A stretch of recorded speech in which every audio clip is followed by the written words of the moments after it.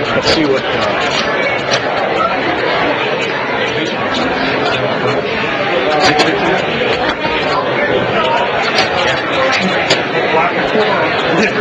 Yeah, let's go home.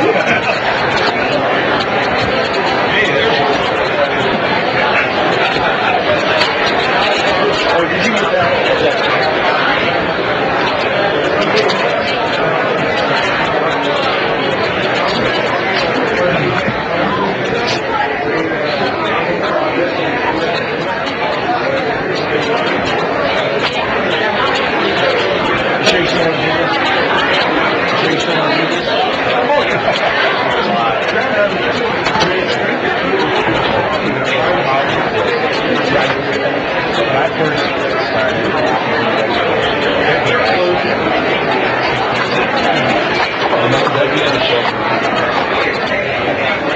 So it's a good day.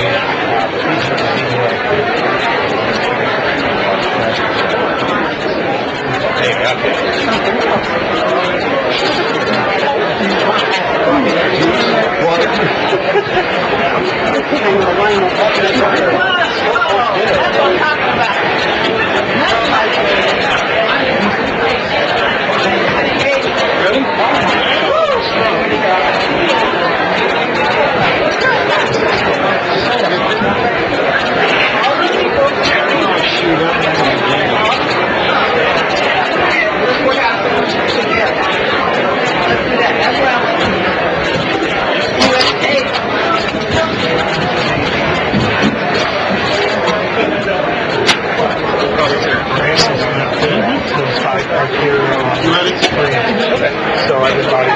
You know what? You ready? John Boyd. Tim, we're going to change the beginning of the fire hat. I already did. Okay.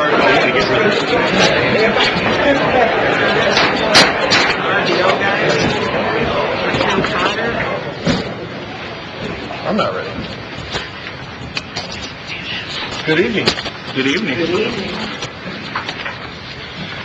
The Monday, April 9th, Common Council meeting is now in session. Our invocation is by Ms. Laquita Hughes, New Horizons Outreach. Thank you. Would you please come to the podium? Good evening. Good evening. If it is custom, I ask that you bow your heads. If not, we understand. Dear Heavenly Father, I thank you on behalf of all who have gathered here today. I thank you for your overflowing grace and mercy. Thank you for your unity and the measure of love we need to fulfill our callings for diversity within our community. Thank you for the ability to be involved in strategic work and for the acceptance of bearing graceful accountability. Thank you for loving each and every one of us in such a diverse way. In the scriptures you have said, I therefore, the prisoner of the Lord, beseech you to walk worthy of the calling with which you were called, with all lowliness, gentleness, long-suffering, bearing with one another in love and enduring. To keep the unity of the Spirit in the bond of peace. Therefore, I pray for our mayor, various levels of city officials, and in particular, this assembled council today. I am asking that you grant them strategy and wisdom to govern conflicting issues of our city. Grant them a sense of the welfare and true needs of our people. Amen. Amen. Thank you. Pledge allegiance to the flag of the United States of America and to the republic for which it stands, one nation, under God, indivisible, with liberty and justice for all.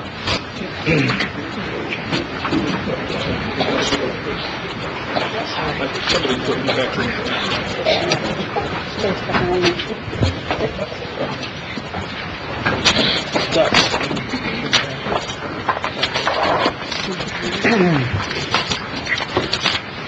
I'm glad everybody's here to see democracy in work. We are going to be over capacity in this room. We have a fire marshal coming, and I just want to warn you, we're going to have to move some people outside. Ms. Fowler, we can hear it on the speakers out in the foyer, right? Yes. Yes. So, We're going to have to do that. He will be here shortly. So, if anybody wants to wait outside, anybody wanting to speak for and against whatever ordinance or resolution you're here for, you'll be given that opportunity. We will make that announcement in the outside foyer as well.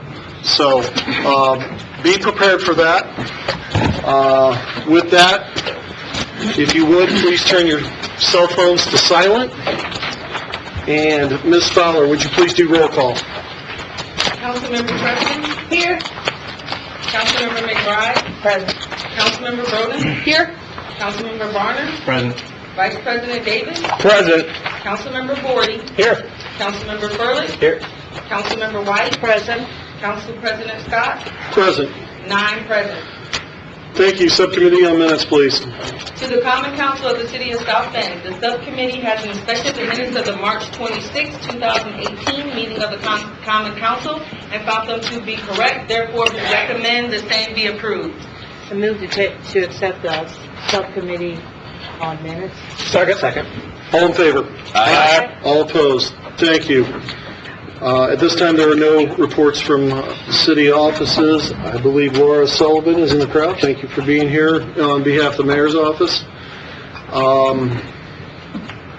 At this time, I'll entertain a motion to rise and join the committee of the whole. So moved. Second. All in favor? Aye. All opposed?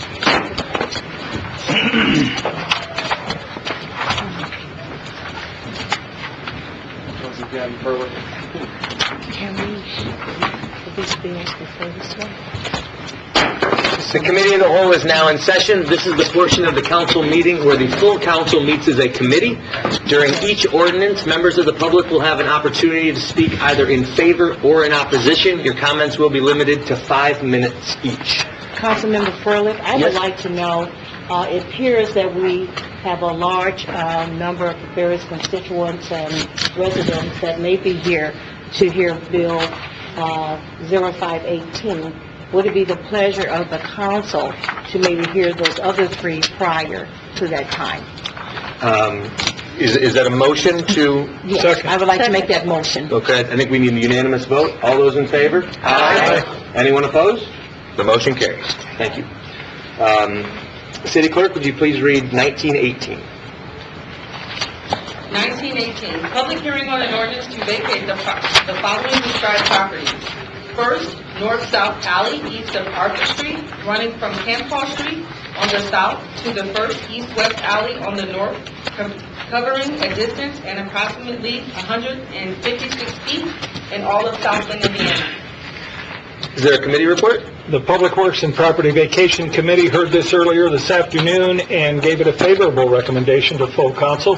Thank you. Is there a presenter? Thank you. Mike Danch from Dan Charner and Associates, 1643 Commerce Drive here in South Bend. As I mentioned to council in the committee meeting, what we're asking to do is vacate any north-south alley. It's approximately 156 feet in length, and you saw all we were trying to do is make sure we have a safety factor for the 2 houses at 1221 and 1225 East Campo. If you have any questions for me, I'd be glad to answer. Thank you. Any questions from council at this time? Seeing none, we'll move to the public portion. Anyone from the public wishing to speak in favor? Anyone from the public wishing to speak in opposition? No, they just turned us to the meeting. Sorry. Anyone wishing to speak in opposition? Seeing no one, the public portion is closed. Back to the council. I move that Bill 1918 be sent to the full council with a favorable recommendation. Second. All those in favor? Aye. Anyone opposed? The motion carries. City Clerk, would you please read 2018? 2018, public hearing on an ordinance of the Common Council of South Bend, Indiana, adding section 20-4 of chapter 20, article 1 of the South Bend Municipal Code to establish parking restrictions on South Bend City Streets. Is there a committee report?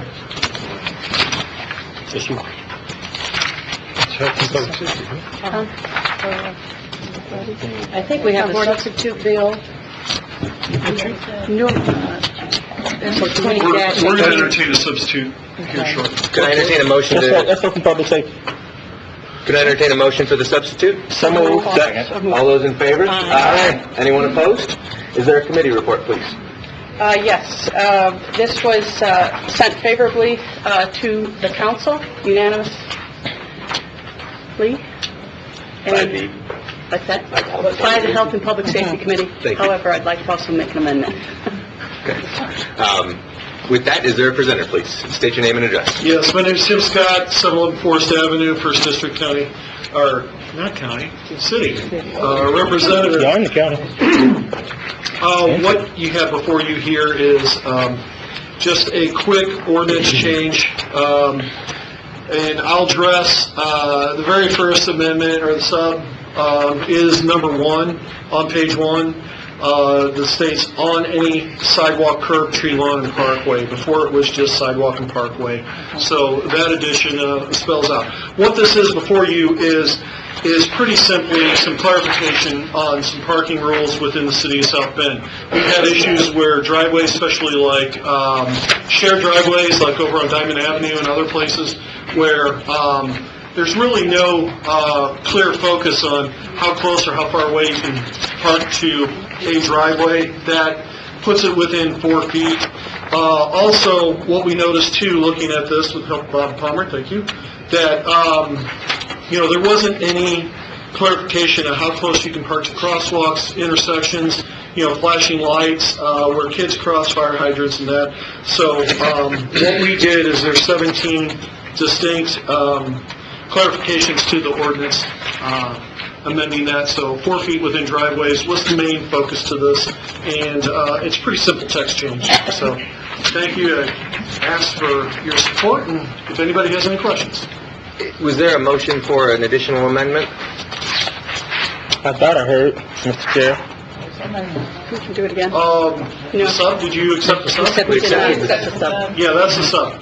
We did accept the From sub. committee earlier to now. We did. All right, Bill, please. We accepted the sub. Okay. You okay? I'm good. Okay. Any questions for the presenter from council? Seeing none, we'll move to the public portion. Anyone from the public wishing to speak in favor? Anyone wishing to speak in opposition? Seeing no one, the public portion is closed. Back to the council, with your pleasure. Move for a favorable recommendation of the substitute bill of this particular bill. Second. All those in favor? Aye. Anyone opposed? To remember The motion carries. City Clerk, would you please read 2118? 2118, public hearing on the ordinance of the Common Council of the City of South Bend, Indiana, amending Chapter 6 of the South Bend Municipal Code to include new Article 13, establishing responsible bidding practices and submission requirements on public works projects. Thank you. Is there a committee report? The Public Works and Property Vacation Committee heard this bill earlier and sends it to council with a favorable recommendation. Thank you. Is there a presenter, please? Yes, Tim Scott, 711 Forest Avenue, South Bend, 46616. This is a good compromise and a good body of work formulated between Chamber of Commerce, the city administration, the trades, and Common Council. Also, my co-sponsors on this are Karen White and Joe Broden, and we appreciate all the input. This took some time putting together. We started over a year ago looking at this, and mainly, and I'll have the administration jump in wherever they want to jump in. So, for the most part, the goals of this is to protect the taxpayer dollar and ensuring that public works projects, so all money that is for taxpayer dollars and awarded through TIF or redevelopment or any city entity is not only go to the lowest bidder but the responsible bidder. And from that, it's noted that we want people to have good quality work, and we want people to make sure that all of the people that are employed there are documented, paying into the tax roll for the county, and making sure that everything is fair and a level playing field. So part of this is also, and I think this is the crucial part, is we worked on the part that helped with small businesses. And this only affects people that are $150,000 and less bidding on city projects. So part of this is, you can see responsible bidder ordinances are throughout the state. You got different cities, towns, school corps, and counties, so, and townships. So you'll see that.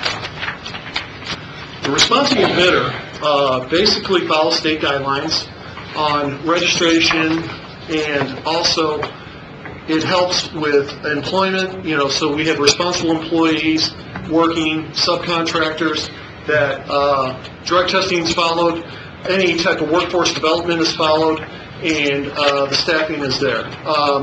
It also, not only with that, the proper documentation for contractors is also there for subcontractors. We've noticed in the past that we've seen some subcontractors not documented on city jobs, so we want to just make sure that that's going through. Some people say that this is overburdensome. You know, you can do a pre-qualification to this, where you can pre-qualify, you can put in all your details, actually continue your details, your information from year to year, adding and updating as you go with subcontractors. So this will follow certified payroll, and anything less than $150,000 will be exempt from this ordinance. And there are penalties. They can be up to $5,000 if there's errors in certified payroll, but it's pretty much complaint driven, but it does allow the city to go out and actually do inspections and audits to make sure everything's done properly. So I'll open it up also to the city administration if they want to say anything, and also the co-sponsors, Joe Broden or Karen White. Want to make any comment at this time?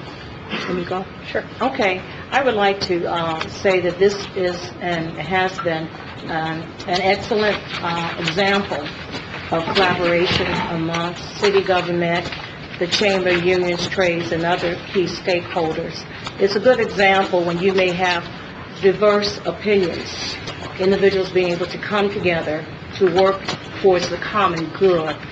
This process started the middle part of 2017, and now we're in 2018 with an ordinance that I think will be acceptable. The process was very transparent, very rich in discussions. We did not come to the table with everyone on board, but because we were committed to work together, to listen, as well as to accept certain viewpoints at that time that we might not have been in agreement with, but we were able to work together. It's a good example of what I consider to be democracy.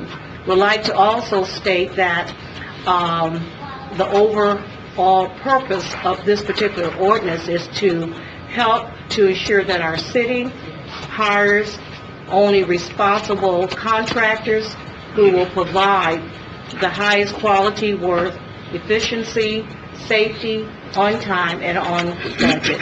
And so again, the end result is that our taxpayers will be able to see the benefits, and hopefully the tax base will be expanded as well. So I enjoy working with this particular, on this particular ordinance, and working with administration and others, and with the council, and I believe that what we have before you is a great example of us coming together, working, continue to keep the focus, and that focus is what is best for our city. Thank you so much. Just quick comments in the interest of time and the crowds that are here tonight. This is, to me, all about taxpayer value for the dollars, and the threshold at 150 is actually 150,000. I'm sorry, is consistent with state standards. We're not asking anybody to do anything more burdensome or onerous. With regard to the reporting, the ability to fast track, I see the pre-qualification as a fast track. Get all of your packet together. It's not uncommon in other sectors where you are bidding on large things. And I certainly appreciate the audit component that was put into this. That will be a responsibility of local government, and I think that's an appropriate responsibility to take on, given that we want, as a local community, just like we do when we hire someone in our own homes to do work, we want a good job, we want it at the right price, and we want it done in a timely manner, and we certainly don't want to go back and have to get it all redone again because the labor isn't skilled, or there are other issues that arise. I do think this hits a number of marks for our community in terms of, aside from the taxpayer value for dollars spent on public projects, Safety is embedded in this, whether it be through the apprenticeship training, and also just the qualifications that are being asked, the actual disclosure qualifications for the skilled workers.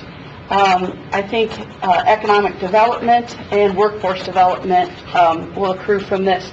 My last comment is, aside from the work that was done collaboratively within the work group, a tremendous amount of work was done by the legal department, examining the over 39 other ordinances that exist throughout the state of Indiana. And so much gratitude to the legal department for that technical assistance. And I would be remiss if I sat here and said that our work, really what set the stage for it, was the work of the South St. Joe County Common Council, specifically Bobby Krasinski and Diana Hess in their work, where they brought this up, saw it as a meaningful goal for county-wide development or county projects, made a great case for it, and overrode the vote on it,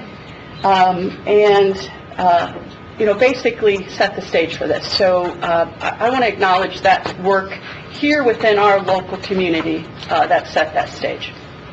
Very good point. And also, I think this, the other thing is, there was talk about diversity within this, and it actually, to me, complements any work done by the city on MBE, WBE, and I know there are metrics and things put in place to follow that as well.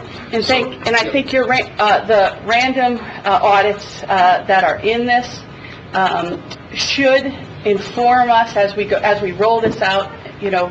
That we'll have a time frame that we will look at, whether it's effective, if there is any adverse impact. We know, at least statistically from other counties who have adopted something similar to this, measure similar to this, that there has not been adverse impact. So, but I commend everyone who came together and saw that that was an important component, and it's important as you go forward when you implement these things that you take care of any of those issues that, may be unintended consequences. So, thank you. Yeah, and there was concerns about that in committee, and Dr. Dave Varner and I were talking about that. I'm willing, and if you, my other two co-sponsors are willing, we bring this back up, put it on the calendar now, 1 year from now, and look at the measurables and see how things are going. But I want to give administration a chance to comment as well as our presentation, and then we'll wrap up. Good afternoon, Council. James Mueller, Executive Director of Community Investment with office on the 14th floor of this building. I'll be brief, but do want to thank everyone on the committee for a good process. There was a lot of healthy discussion.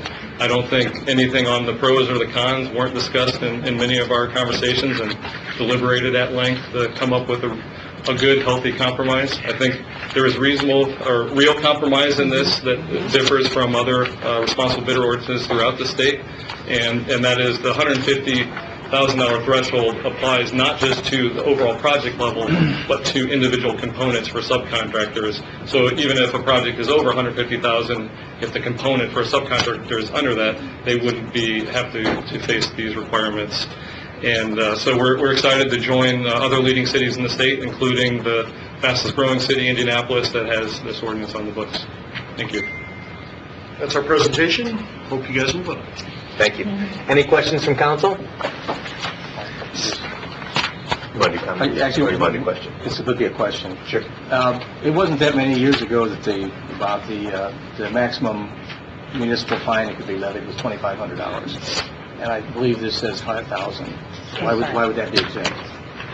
It's not 5. Unless it's changed. It may have changed. Okay. But at one time there was that, not that long ago, that limit was $2,500. Because we have 2,500 in here. Okay. Seeing no questions, we'll move to the public portion. Anyone from the public wishing to speak in favor?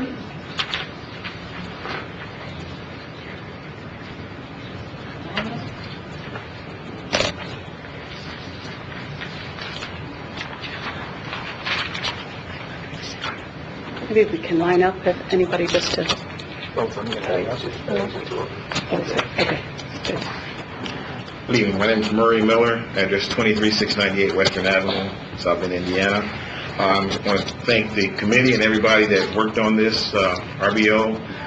It shows that truly working together can truly work. I like to say that in this ordinance, it talks about the apprenticeship program, the training, which works both for merit shops and unions, and which ensure that South Bend has a well-trained and diverse workforce for the future. And I'd like to thank everybody again for the participation. And I do have some letters from contractors in support of this ordinance also that I can give to the council. Give it to clerk. Give it to Bianca. Thank you.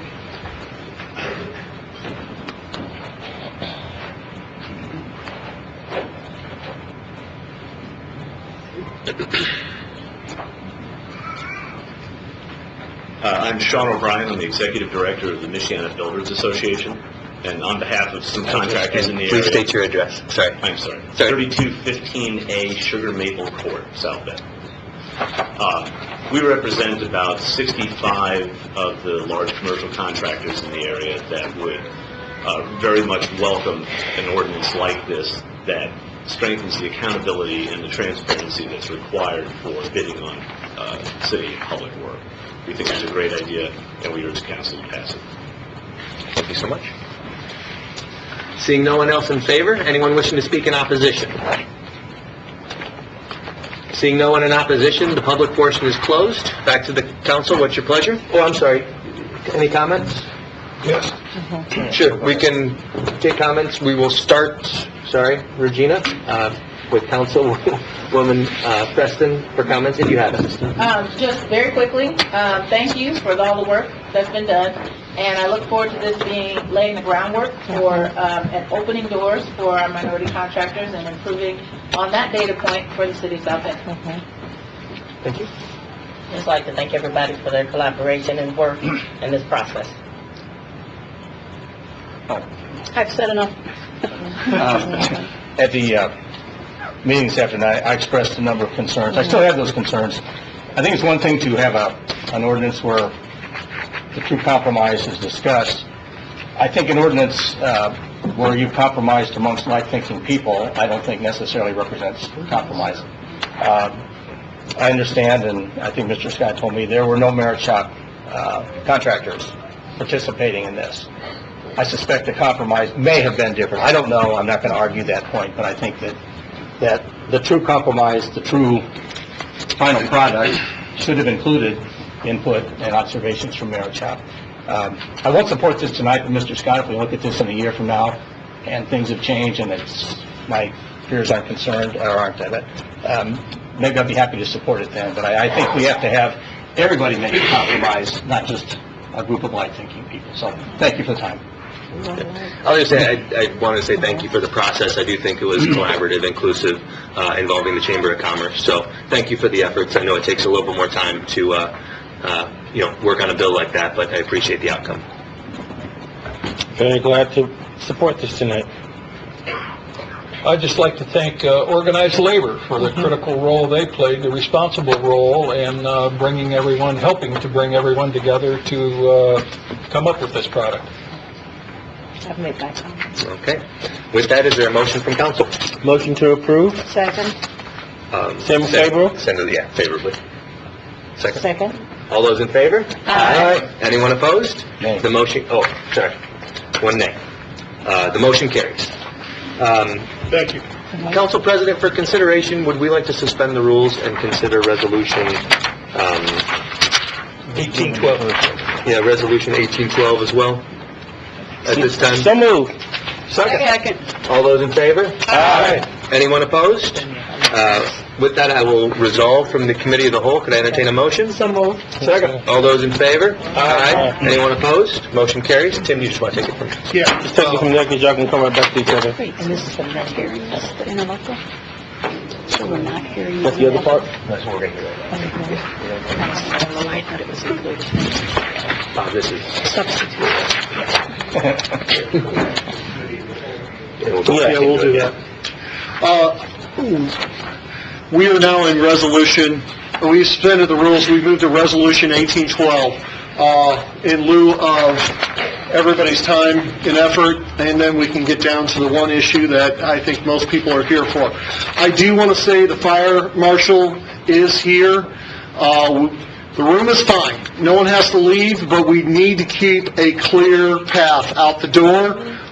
If you guys look in the back corner, that's also an exit as well. Just want everybody to be aware of, safety is our first priority here.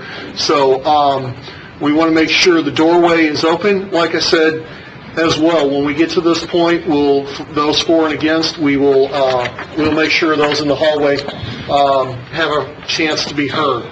So with that, we are now in resolutions. We will start, Ms. Fowler, with 1812. 1812, a resolution of the Common Council of the City of South Bend, Indiana, approving an interlocal agreement between the City of South Bend, Indiana and the St. Joseph County, Indiana, for the mutual operation of special law enforcement units known as Metro Units addressing crimes of special gravity in St. Joseph County. Point of order, was this amended? Amended, yeah. Motion to accept the amended version? Second. All in favor? Aye. All opposed? Thank you. Is there a committee report? Yes, Health and Public Safety Committee voted unanimously to send this to the full council with a favorable recommended as amended in committee. Thank you. Is there a presentation? Laura O'Sullivan, Chief of Staff Mayor's Office. Office is 14th floor of this building. The prosecutor, South Bend Police Department, and the city have written this agreement to formalize what already was occurring between the parties. Since the creation of the Metro units, the SBPD has served an important role in the units by the assignment of certain officers to the different units. This interlocal agreement provides stability for those Metro units and defines the roles and expectations for all parties. It maintains the integrity of the Metro units, which helps promote the safety of the community. The agreement solidifies the relationship between the prosecutor's office and the SBPD, and it's mutually beneficial. The interlocal agreement covers the Metro Homicide Unit, the Drug Investigation Unit, and the Special Victims Unit. Under the terms of the agreement, the SBPD will provide 13 full-time officers to the units and provides funding for 3 additional officers to be hired at the discretion of the prosecutor. This interlocal agreement provides stability for those Metro units and defines the roles and expectations for all parties. It maintains the integrity of the Metro units, which helps promote the safety of the community. Further, police recruiting is difficult, and it takes approximately a year for a new officer to become fully independent. In light of that, allowing 3 officers to return from the Metro units and offer their expertise at the SBPD is crucial for the continued safety for the community and the training of new officers. Thank you. Is there any questions from council? No? Seeing none. Public portion. Public portion. That was quick. Anyone wishing to speak in favor of 1812, please come to the podium.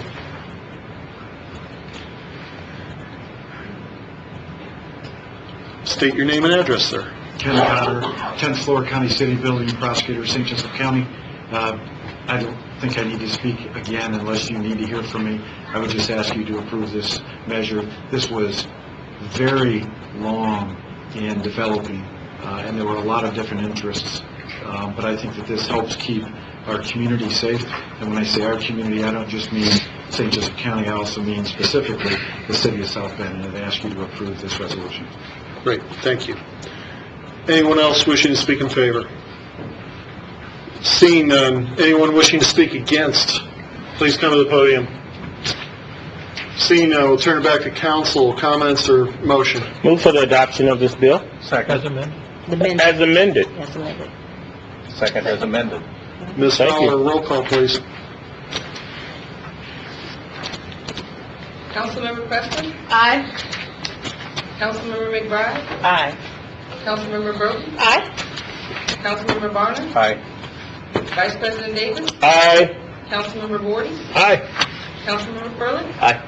Councilmember White? Aye. President Scott? Aye. 9 ayes. Thank you. Before we go back to the committee of the whole, I'd ask Mr. Palmer, is there any way we can do third readings, suspend the rules and do third readings on the bills we heard, Keep on. except for 0518? With unanimous vote, So moved. Second. All in favor? Aye. All opposed? Thank you. Thank you. We're Yeah, would you? clearing things out. And you, actually, we need to get it back to the committee of the whole. What's that? We need to get it back to the committee of the whole. It's third reading. On the You're right. resolution, I'm sorry. sir. So third, You're right. no, it's Yeah. on the bills too. My bad. We'll do third reading now, Yep. and then, Yeah. then we'll come back to committee of whole for the 10518. Yeah. Okay, That's cool. all right. Shaking things up, folks. So, we're Bill's third reading. Ms. Fowler, would you please give third reading to 1918? 1918, third reading on an ordinance to vacate the following described property. First north-south alley east of Arthur Street, running from Camp Hall Street on the south to the first east-west alley on the north, covering a distance of approximately 156 feet, all in South Bend, Indiana. Motion for passage? Second. Ms. Fowler? No. Councilmember McBride? Aye. Councilmember Broden? Aye. Councilmember Varner? Aye. Vice President Davis? Aye. Councilmember Vorty? Aye. Councilmember Furley? Aye. Councilmember White? Aye.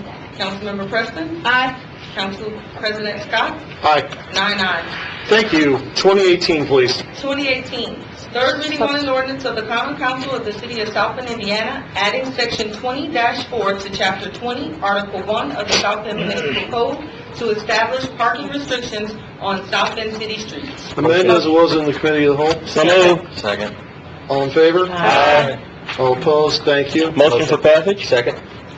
Ms. Fowler? Councilmember Broden? Aye. Councilmember Varner? Aye. Vice President Davis? Aye. Councilmember Vorty? Aye. Councilmember Furley? Aye. Councilmember White? Aye. Councilmember Preston? Aye.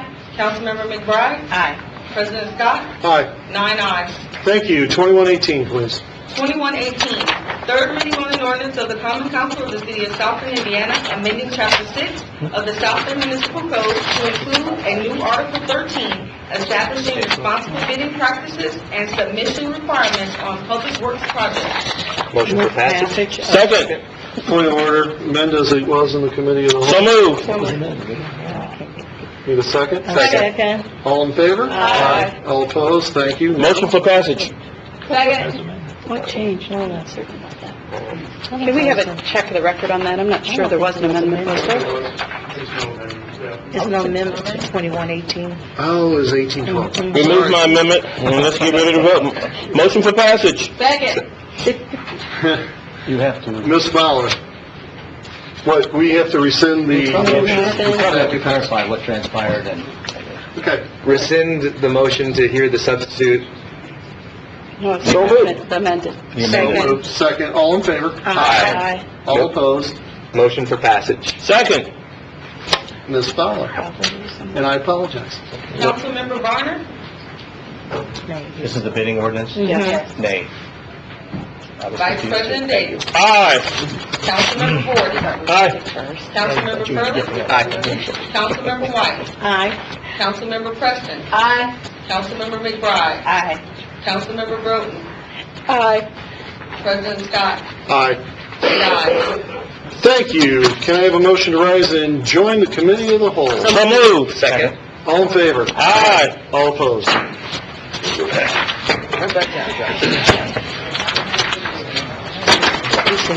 The committee of the whole is now back in session. Would city clerk please read 0518? 0518, public hearing on an ordinance amending the zoning ordinance for property located at 3527 Lincoln Way West, Councilman's District Number 1 in the city of South Bend, Indiana. Before we hear the bill, Committee report. maybe touch base on the public stuff first. Okay, cool. Before we hear the bill, just want to make a couple comments regarding format. First, for public hearing, members speaking in favor will speak first. Members speaking in opposition will speak second. Members speaking in opposition will have at least 30 minutes, but their time will be equivalent to the time of those speaking in favor. We also ask that we only hear new testimony. so not repeat testimony. We would appreciate that if someone is, for example, saying what you were planning on saying, that you remain in your seat and simply raise your hand to indicate that you agree, rather than having a number of people saying the same thing. We'd appreciate that. So, with that, is there a committee report? Yes, Mr. Chair, the Zoning and Annexation Committee met this afternoon, and we're bringing this bill to you at this time with no recommendation. Thank you. Gavin, I just want to let everybody know, the speakers are not working out in the hallway? They are. They are now? Okay, all right. Thank you. They're not working. You can't hear? Okay. They were working gen check. There's one speaker right outside the hallway, but you have to be near it to hear it. I apologize. That's the county system, just saying. All in favor of that? Yes. Aye. And we didn't expect the crowd to, so. Is there a presenter, please? Good evening, Angela Smith from the Area Planning Commission with offices located on the 11th floor of this building.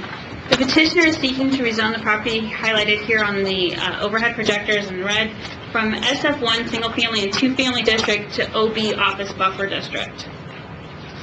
The site currently has a single-family home and the associated accessory structures on the property. To the north are single-family homes zoned SF2. To the east are residentially zoned but commercially used properties zoned OB office buffer, CB community business, and then a buffer zoned SF2. To the south is a business zoned LB local business, and to the west are single-family homes zoned SF1, single-family and two-family districts. I'm going to skip ahead to the house that's in question here a little bit better to see in this image here. The home that you see here is what is proposed to be renovated and expanded in order to accommodate the use in question. The site includes remodeling and expansion of the existing home we just showed on a 0.57 acre site with additions to the back of the house and a small addition to the southeast corner.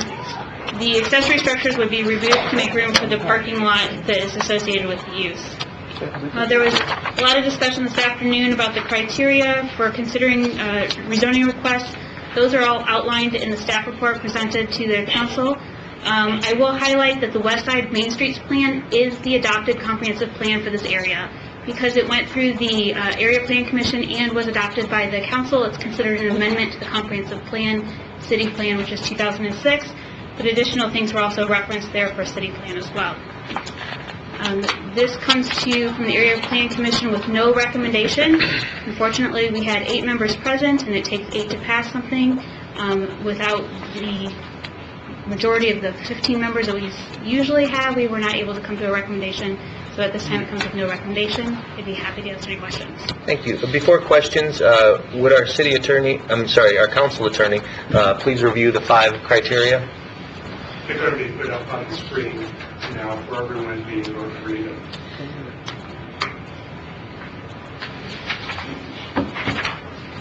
And then is there a question from Vice President Davis?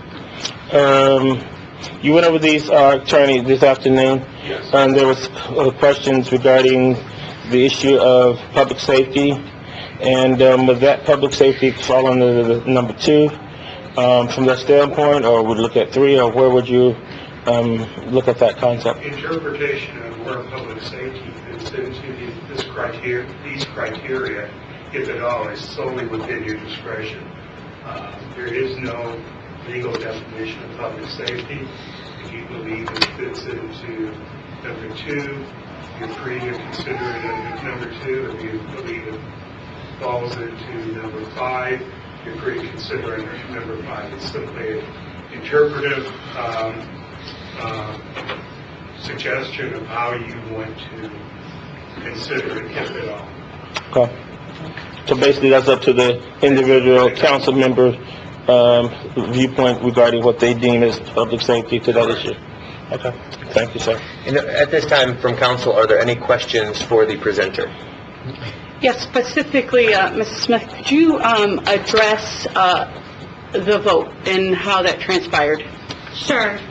We had, as I mentioned, 8 From the members. Area Planning Commission, I'm sorry. 8 members present at the Area Planning Commission member. There was a motion made to send favorably. That failed to carry on a 7-1 vote.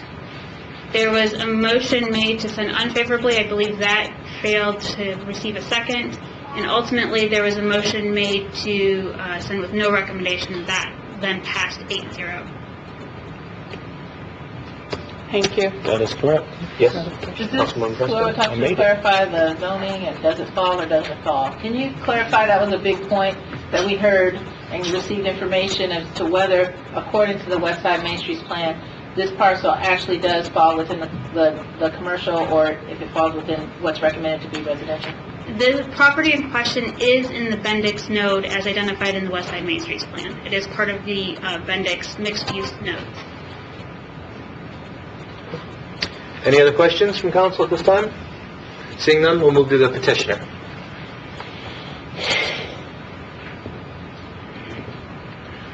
My name is Richard Nussbaum. I'm an attorney practicing law here in South Bend at 210 South Michigan on the 5th floor of the Plaza Building. You heard a great deal from me at the committee meeting this afternoon, and after consultation with your council attorney, Mr. Palmer, I'm convinced that what I said to you and the materials that I provided to you are part of the record for purposes of this public hearing. And for that reason, I'm not going to repeat what I said so that we can move things along quicker. And I will yield the rest of my presentation time to Jenny Huntsberger, who will be the presenter. And we have attempted to limit the number of people who will actually speak in favor.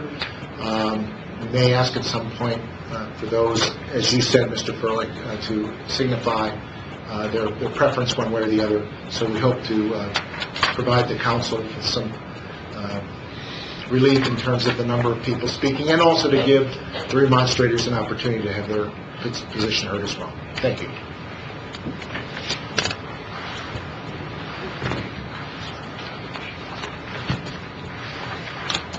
My name is Jenny Huntsberger, and I'm from 360 North Notre Dame Avenue in South Bend.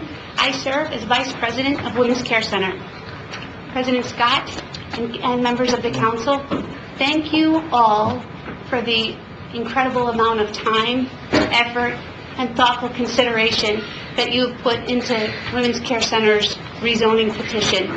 So many of you took the time to come to the Care Center to visit to see what we do, and we deeply appreciate that. Tonight, I am asking you to vote in favor of our petition to rezone 3527 Lincoln Way West as OB office buffer. I want to make 3 points for your consideration. 1, Women's Care Center is neither political nor activist. 2, Women's Care Center provides women choice. And 3, Women's Care Center provides a depth and reach of services to women, children, and families in South Bend that is critically needed on the west side. To the first point, we are not political, we are not activists. Women's Care Center has not taken a position on the presence of the proposed abortion clinic in town. I received many calls from media outlets regarding the clinic's presence, and we did not comment.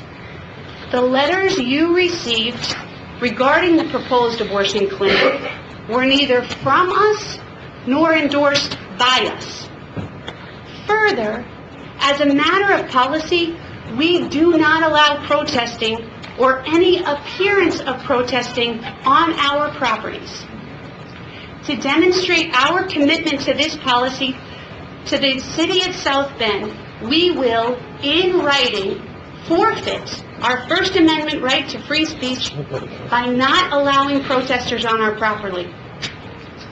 We happily give up this right because protesting is contrary to our model of care and not good for our clients. We project 1,400 women will walk through our doors at 3527 Lincoln Way West next year alone. We provide an environment that welcomes them home. I don't want them walking through protest lines at Women's Care Center any more than I want women walking through protest lines at my home. Second, to the second point, we exist to provide women a choice. Some have asked, why this location and why now? For over 33 years, we have opened locations where the need is greatest. We go where we are highly visible to women and easily accessible for them. We know that women who find themselves at an abortion clinic are making a decision. Our guiding principle is to offer each woman a concrete and practical opportunity to choose life without judgment. Our work is not to restrict choice. Rather, it's to expand choice. We do this by providing knowledgeable, comprehensive, skilled, and sustained care and education in an environment of welcome, safety, and peace. Simply stated, no woman should feel like she has to have an abortion because she hasn't been blessed with the resources, support, or opportunities others have. 3527 Lincoln Way West gives these women a real choice. To the third point, we provide a depth and reach of services to women, children, and families in South Bend that is critically needed at this location. 2 out of 3 babies born in South Bend start with women's care. This means that Women's Care Center is by far the largest provider of early prenatal, pregnancy, and parenting support in South Bend. In 2017, 1,360 women from zip codes 26628 and 26619 were served at Women's Care Center. 60% come as referrals from friends and family. The families we serve come back an average of 9 times. The reason our clients return themselves and refer their friends is because of the quality of care they receive here. Here, women are welcomed without judgment, without stigma, without shame. Here, women are reminded of their own goodness, dignity, and worth. Here, women are empowered and strengthened. This care extends well beyond an initial decision about her pregnancy. We provide sustained, concrete, practical support for years. Through our prenatal care plans, one-on-one goal sessions, parenting classes offered daily, families earn coupons that are redeemable in our store for new clothing, cribs, and car seats, and hundreds of thousands of diapers. All of our services are provided in English and Spanish, and all are free. Babies in South Bend are healthier because their mothers receive prenatal vitamins and are encouraged to go to the doctor sooner. Families are stronger because parents learn skills and build community at our classes. And children are prepared for school because they receive books every time they visit our center. Our current location on Chapin Street is far too small and hidden to provide this scope of care. At 3527 Lincoln Way West, we stand ready to serve the women and families of the West Side. I would like to take a moment to directly address some questions and concerns that have come to our attention.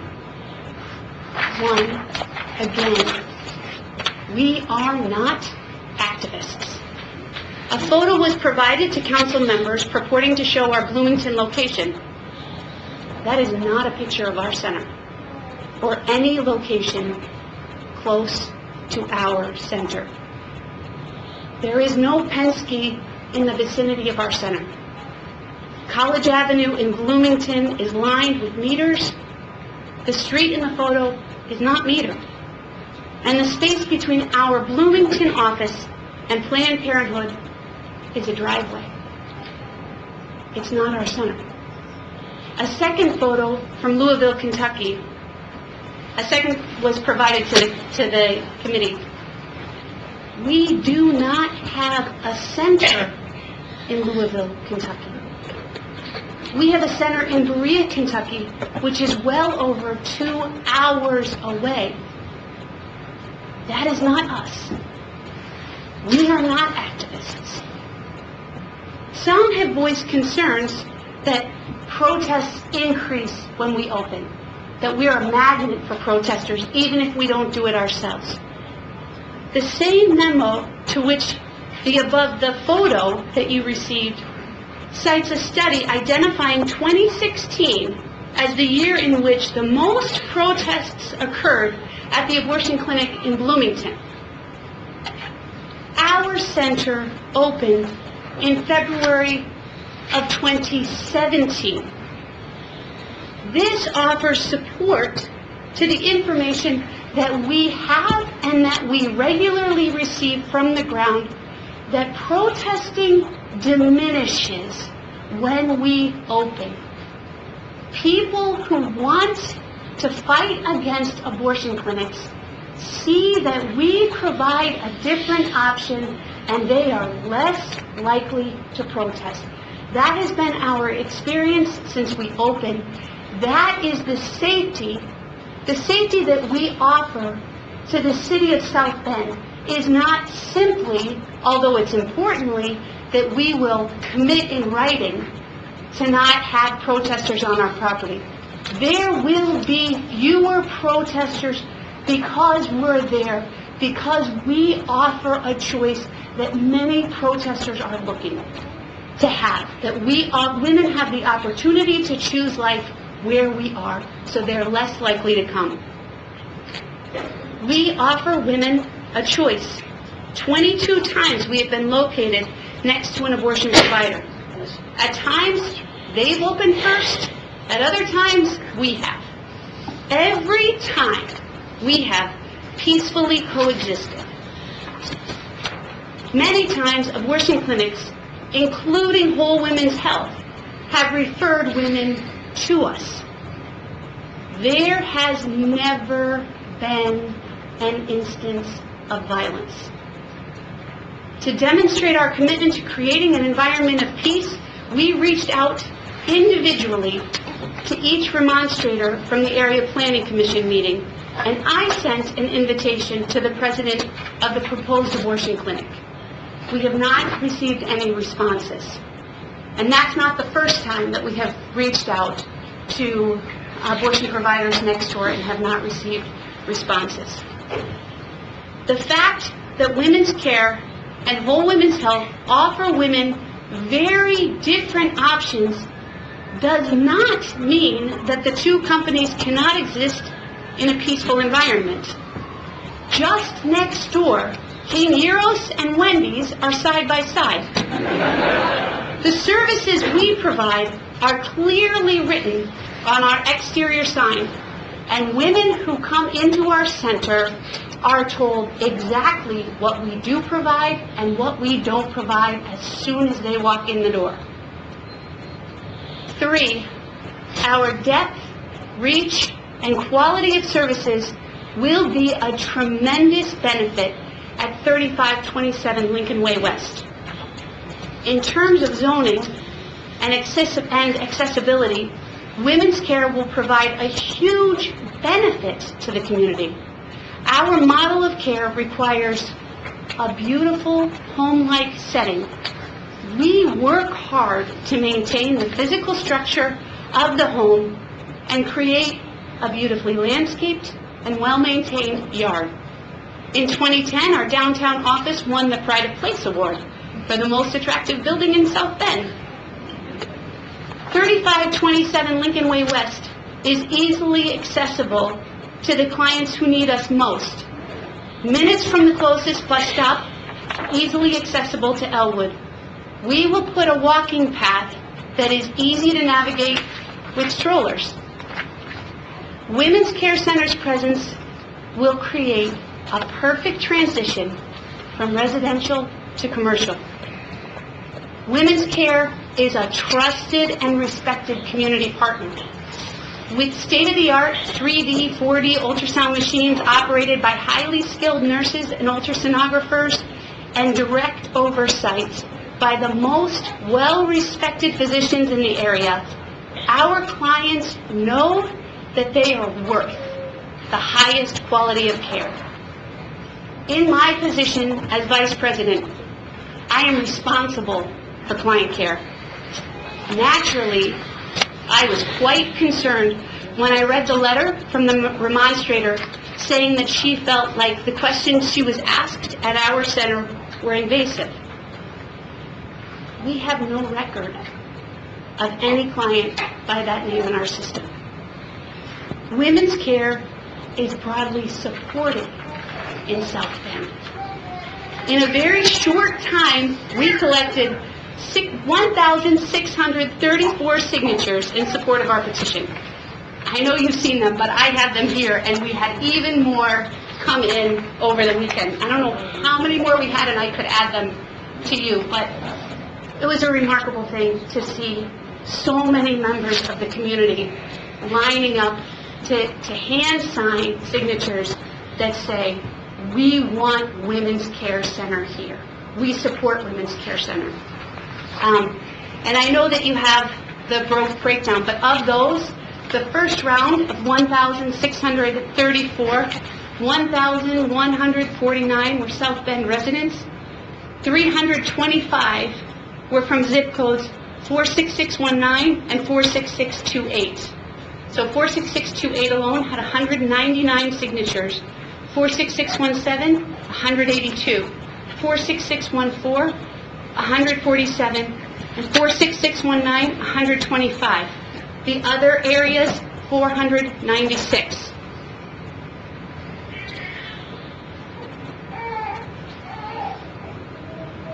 I would like, I brought some letters.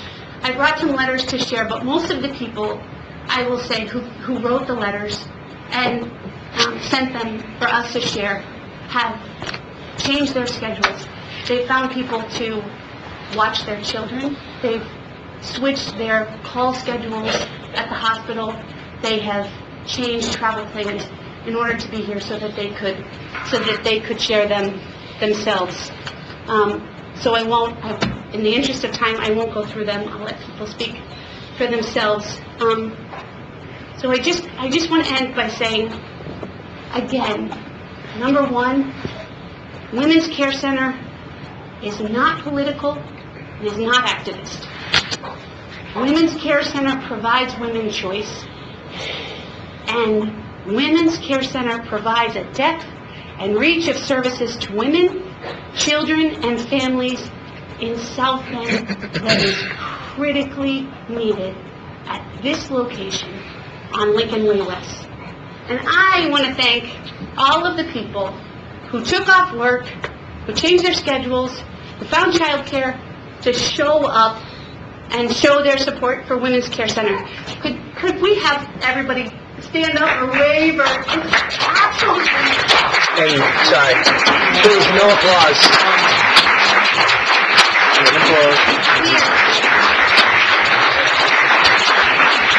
Again, just a reminder, no applause at any point. Oh, sorry. But again, standing was fine, but... no more applause, yeah. Sorry. Thank you. Is that the conclusion of your presentation? No, yes. Yes. Okay. Oh, are there any questions? Sorry. Yep. Are there any questions from council at this time? I have one question. With regard to your commitment, you indicated that it is policy. Is there training that backs up that policy? Yes. And a second question following on that. I have a long history in not-for-profits locally. Have you ever had to fire or reprimand or train up a volunteer who was divergent from your mission and your policy.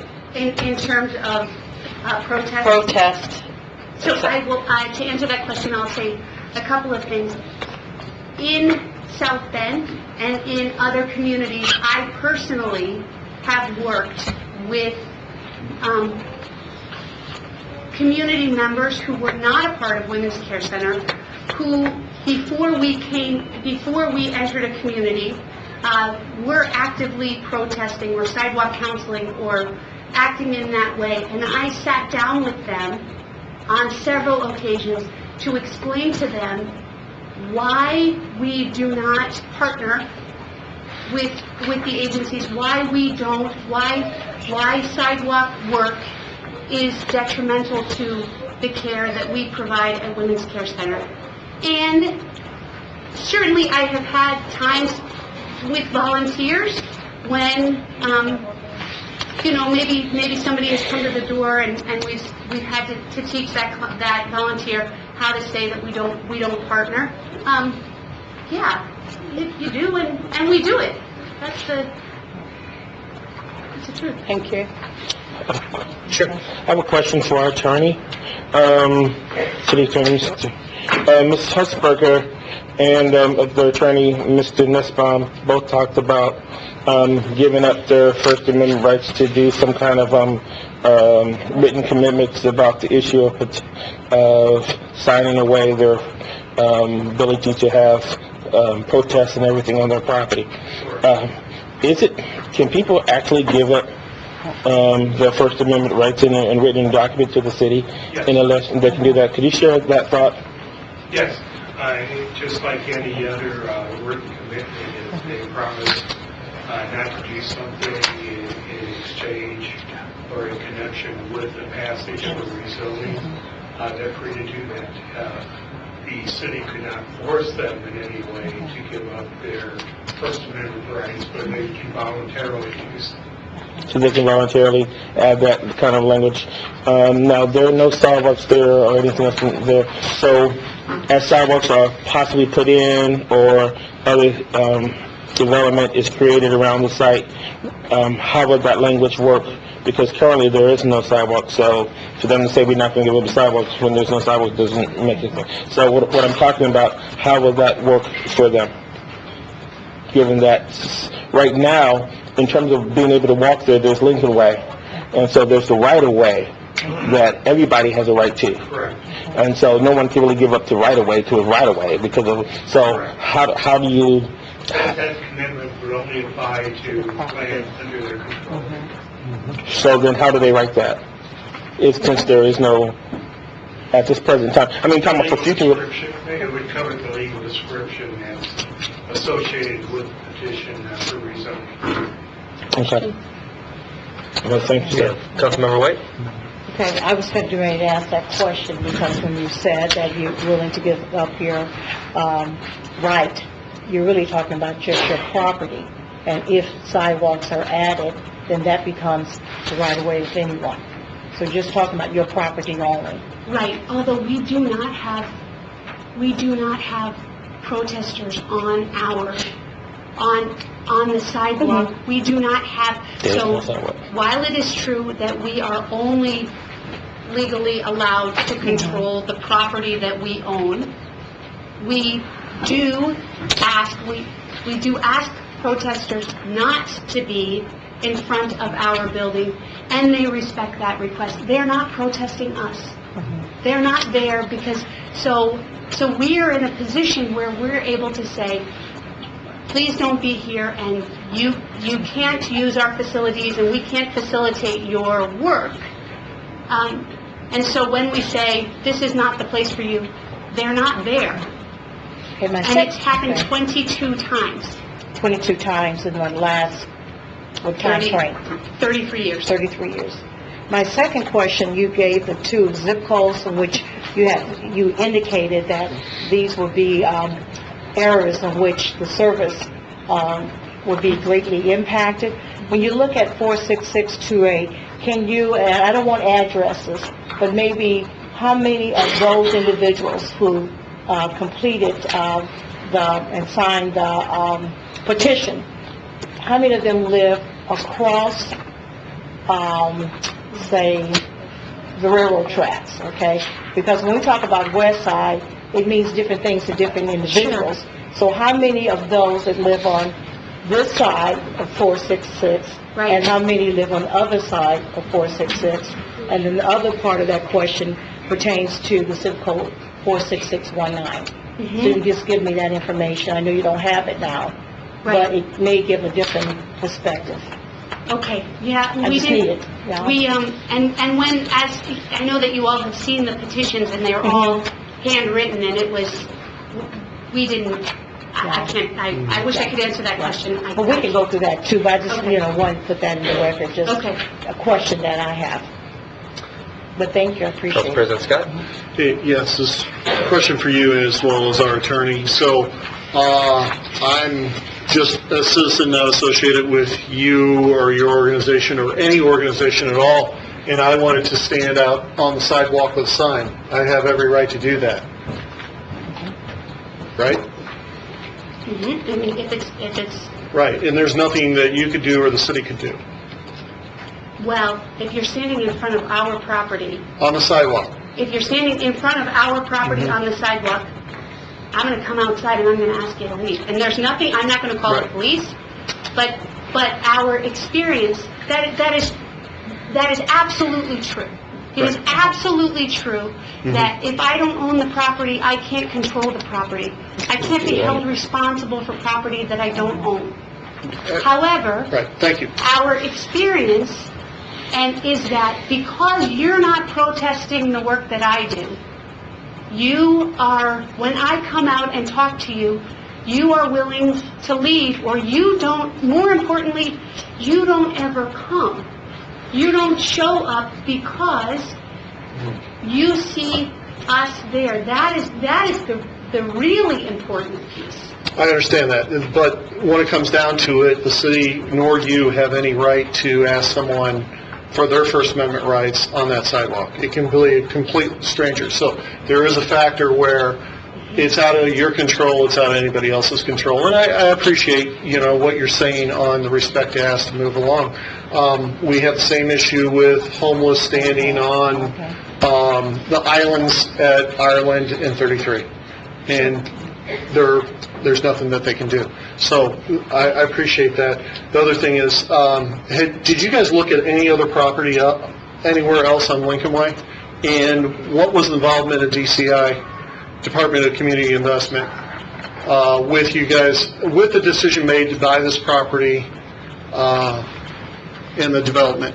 So this was the only property we looked at on Lincoln Way. And the reason that we looked at this property is because we are funded by the community, by these people. Okay.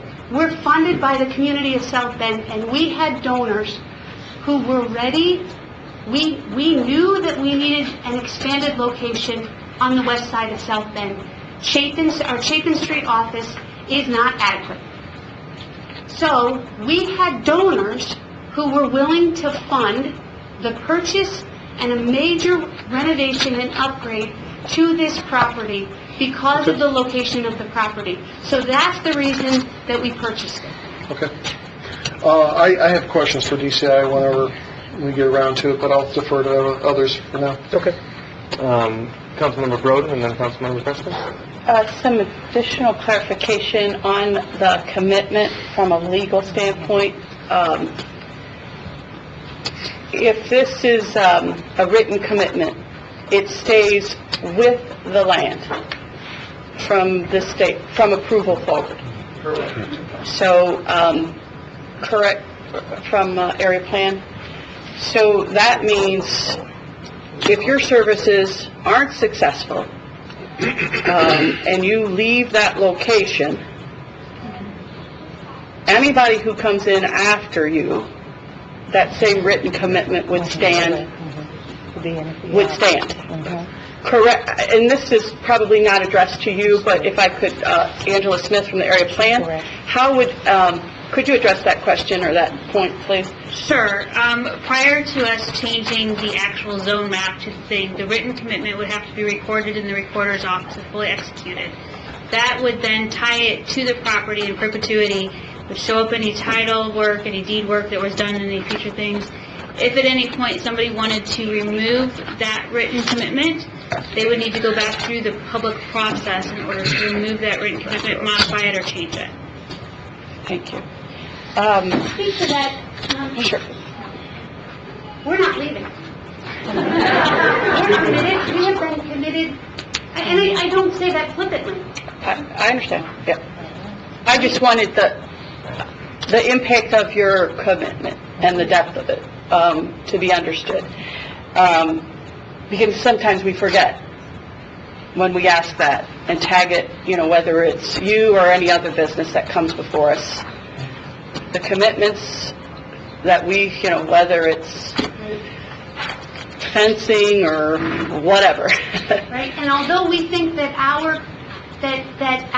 we are confident that our purchase of this property will radically increase the value not only of this property but of the adjacent properties, we are willing to take the risk that our sale of the property, the price for which we could sell it will be diminished because we have put a rider on it, and that is a risk that we absolutely stand ready to take in order to serve the women of South Bend. Ms. Smith, did you I have also something to add? wanted to clarify for the public so that people who aren't familiar with the written commitment would understand. A written commitment, as it's written, is enforceable by the city's legal team. Any department needed to enforce that, as well as property owners within 300 feet of the property in question. Thank you very much. Forgot about that. Councilmember Chris? Is it possible to get, you said out of 29 locations, you have 22 that are located next to a clinic. Is it possible to get a list of those at some point, please, with maybe contact information right away or something? Maybe even if you have the clinic that you're next to as well, I don't know, that'd make it easy for us. Yes. I think the point that you make is really interesting, and I'd like to investigate that in terms of the history of this type of protesting actually diminishing rather than increasing. Right. So I appreciate that. Thank you. Councilmember Davis? Question for you.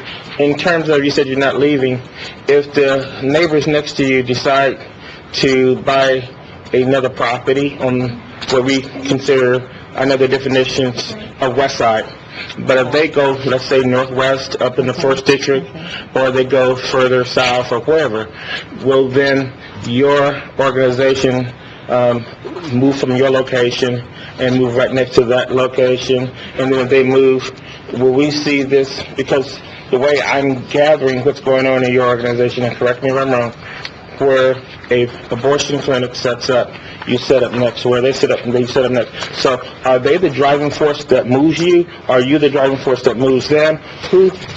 Where does this go? Right, I think I know exactly what you're asking. And so we have several criteria for choosing a location. So you will notice that in South Bend, and even in St. Joe County, but in South Bend specifically, our Chapin Street location has never been next to an abortion clinic. That is correct. So we opened there because we needed a neighborhood clinic. We want to be able to serve women well.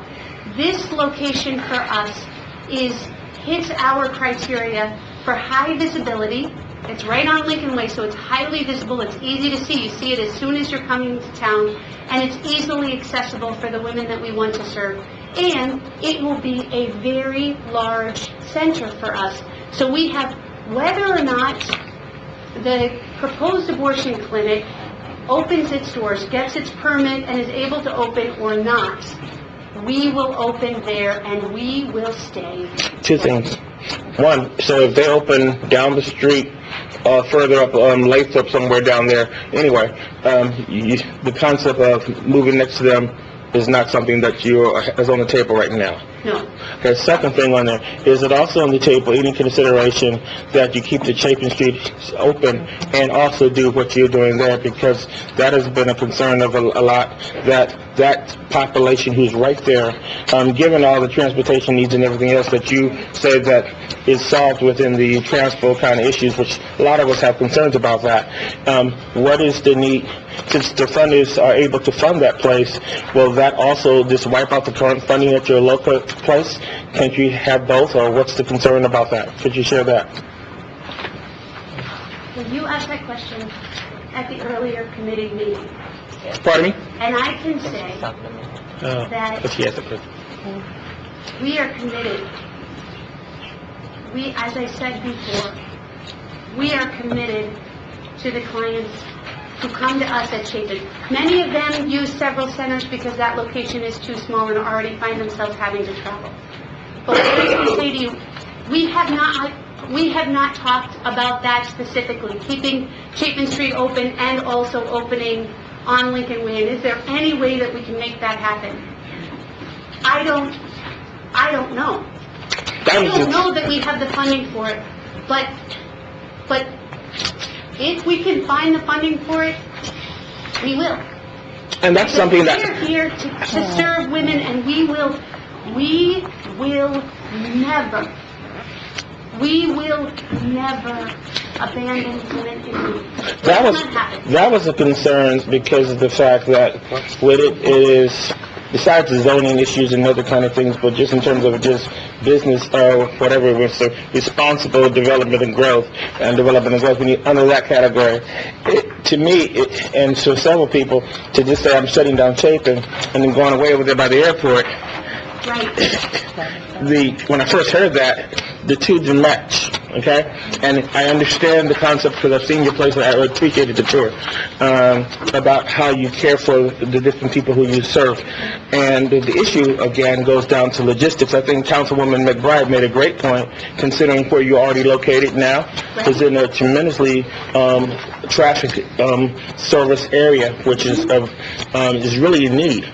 And so to get up and leave from there and then go and say, well, everything's on the Chapin issue and use that, I have some concerns with that. Personally, I think that outside of just zoning and some of the other concerns that people have with public safety and all that, I think that created a different issue because it said, okay, now this whole population is going to have to shift over here, and really the shift over there was shared to us by your attorney basically because of that other location chose to buy the abortion clinic there.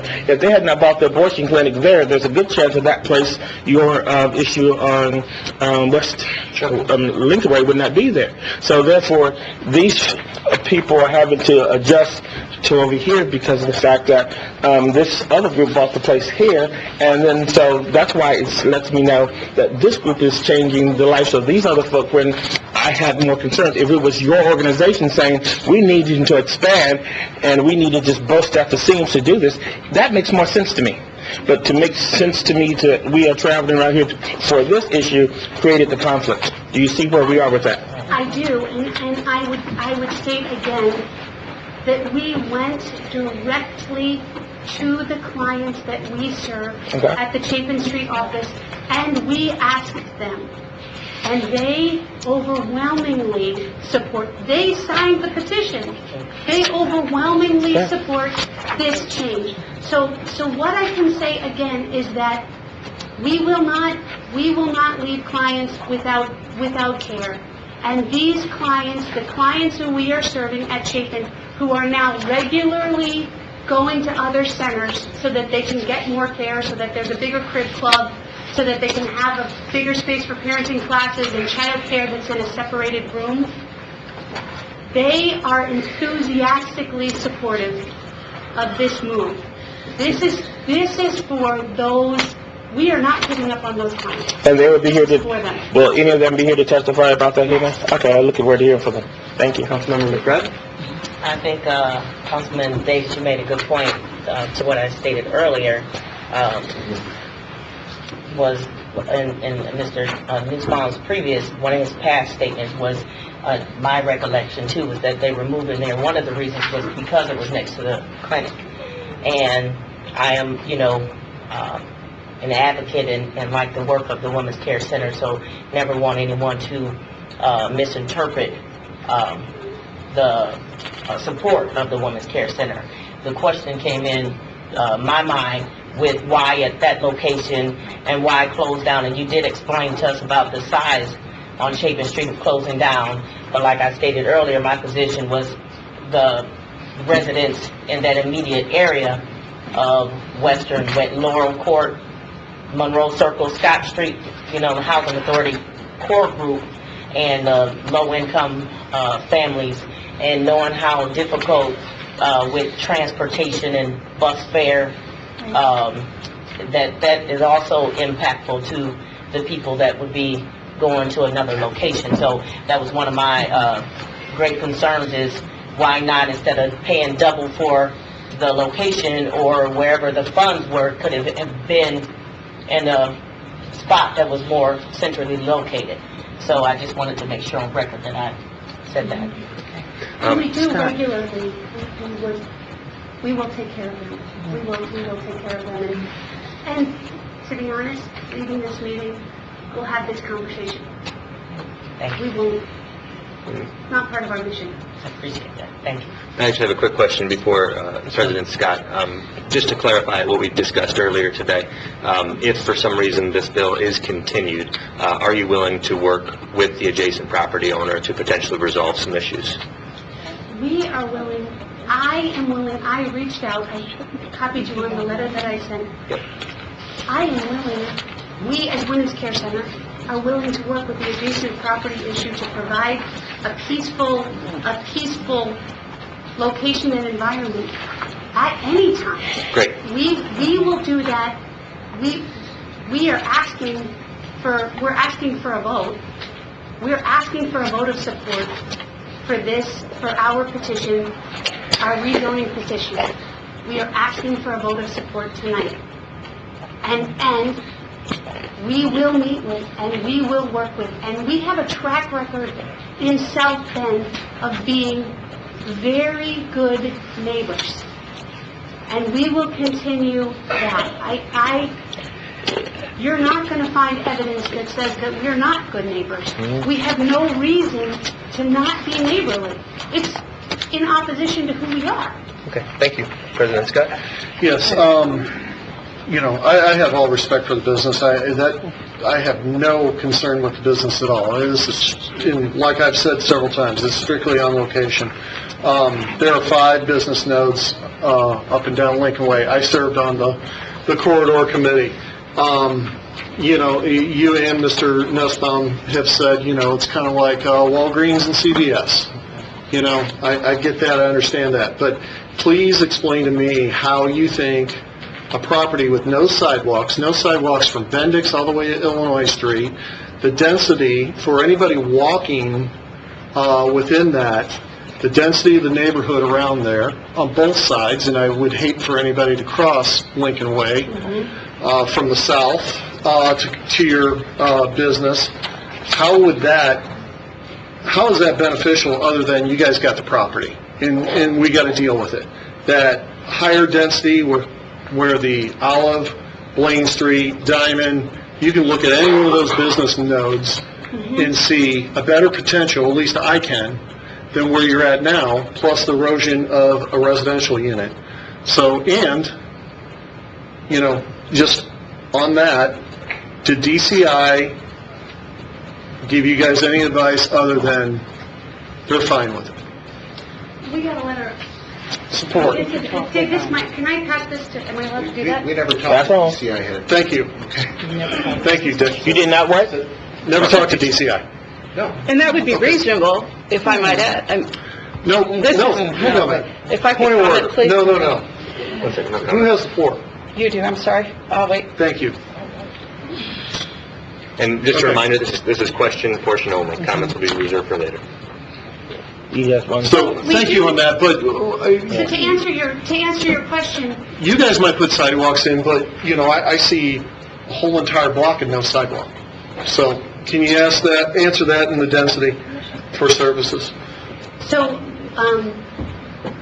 what I can say is that is that we will, as I said, so we're putting in 20, I think we were required to put in 15 parking spots, so we're putting in 20 parking spots, and we are easily accessible from the bus stop on Elwood. It is an easy walk, and there are not sidewalks, but that is not a street that is particularly, it's not, you're not walking on Lincoln Way. We do not expect to have clients walking down Lincoln Way. I will say that we have had that before when we weren't there. We have had clients who have felt like they needed to walk down, but here, we won't. Okay, thank you. Councilmember Woody? I don't have a question, mine are comments. We'll save comments for after public comment. If no other questions at this time, we'll open it up. Oh, sorry. In South Bend, you have a location that was close to where the women's pavilion used to be. Maybe this is not a question for you, I don't know, or whomever. Do you have any sense of, was there any sort of relationship to protests or pro-life activists and your proximity to that location, to why that's closed down today? I just don't know the history, so that would just be interesting to me. We did not participate in protesting or sidewalk activity at that location. That was not us. Our location was at the head of Ironwood Circle, and the Women's Pavilion was at the end of Ironwood Circle. So, and we did not have activity. That was not us. Those protests, that activity was not sponsored, was not supported, was not facilitated.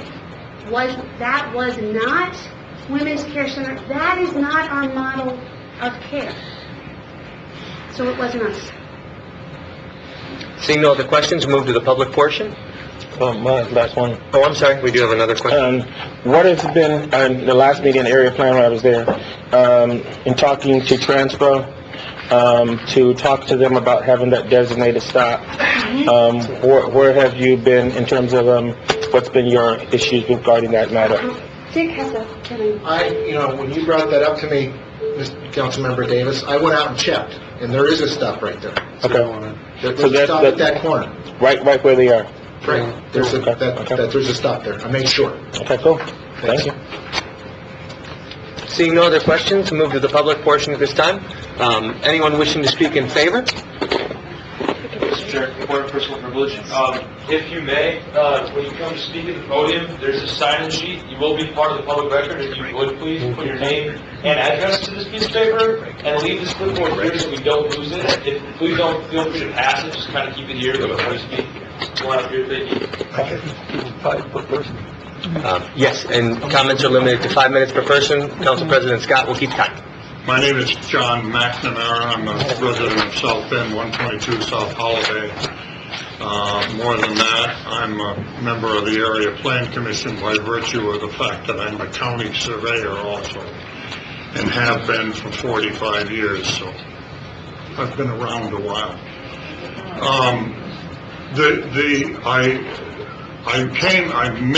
I agree with everything that they've said. I'm not going to repeat it.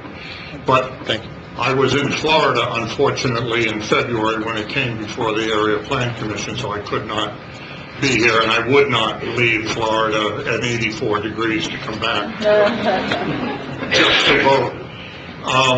But I have talked with other members who were also not there, and unfortunately, if we had been there, there would have been enough to pass it with a favorable recommendation. Now, you only have my word for that, I understand that. But that is something that probably would have happened. I have known the Women's Care Center for over 30 years. When my children were in high school, I was involved in the original one in Mishawaka, and have a very high regard for them.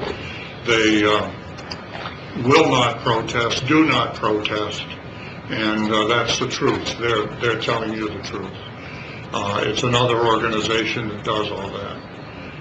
So I would as a member of the Planning Commission, would urge you to vote in favor of the rezoning. Thank you. Any questions? Anyone else wishing to speak in favor?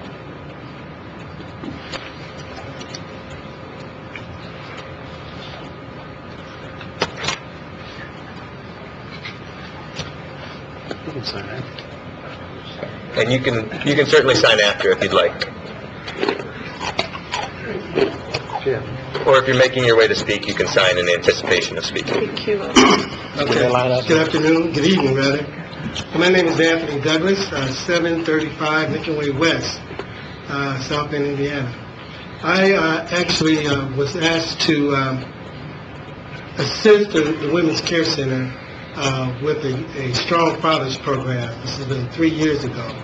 And it's a program that actually works with first-time fathers or fathers who have been mandated by the court to come in and have some type of training as far as fathers.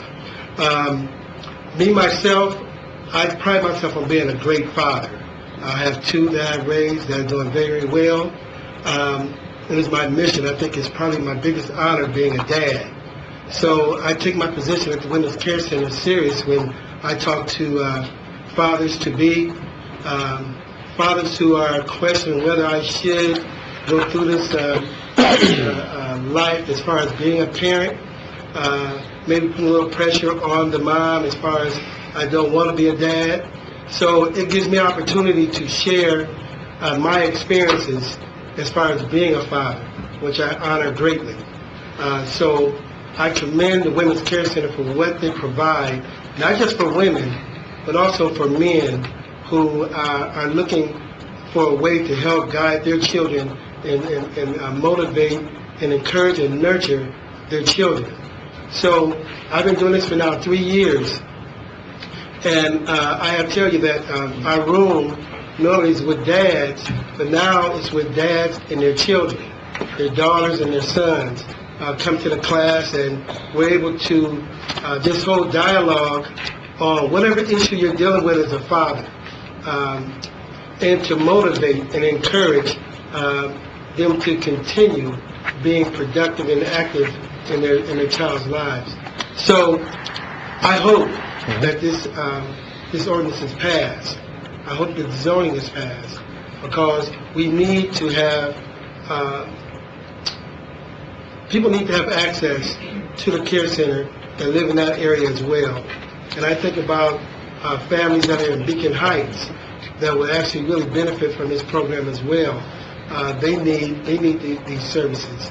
Also, being on the northwest side of town, still yet we do have access to the other areas of 46619.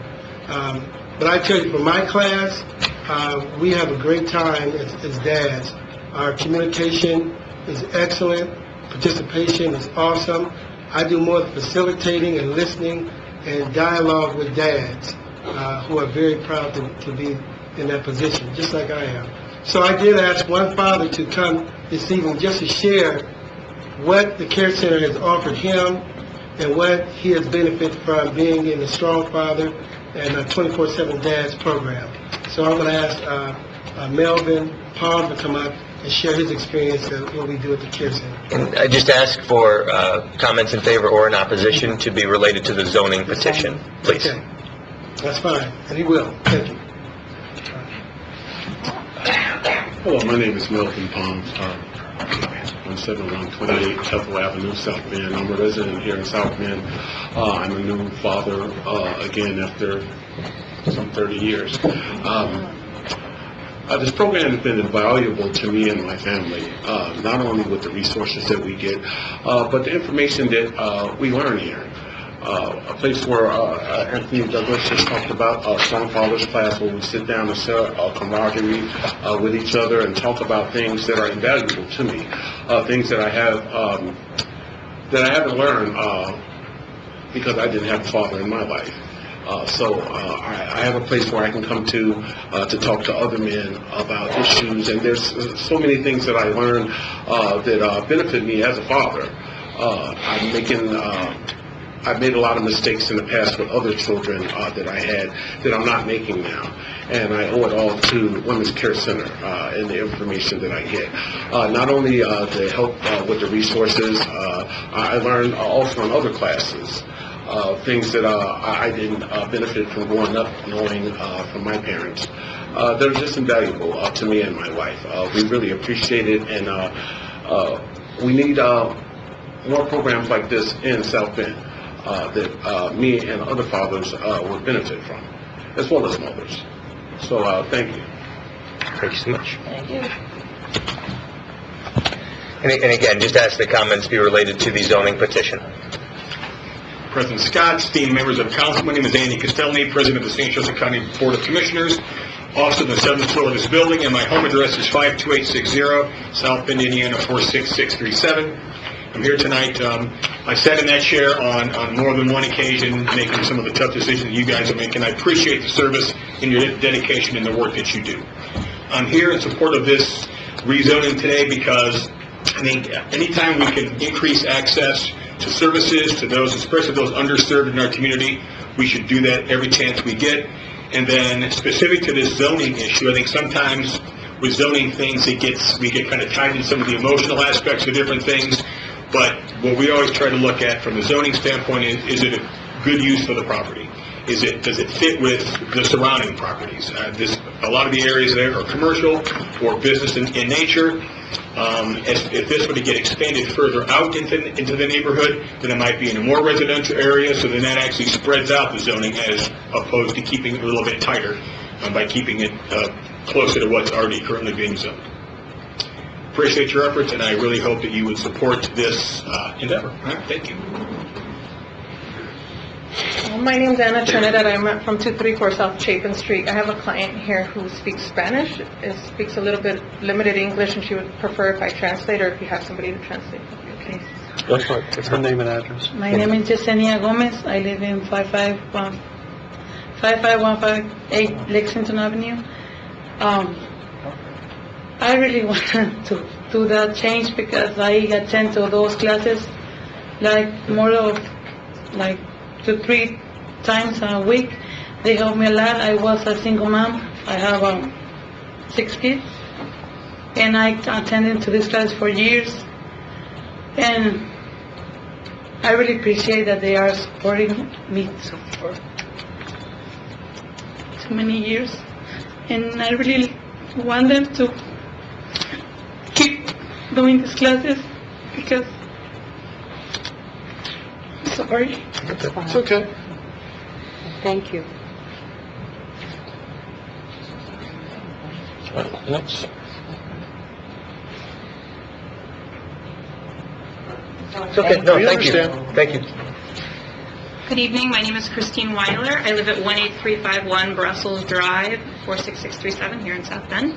I had my first contact with the Women's Care Center in 2005 as a rising senior at St. Mary's College.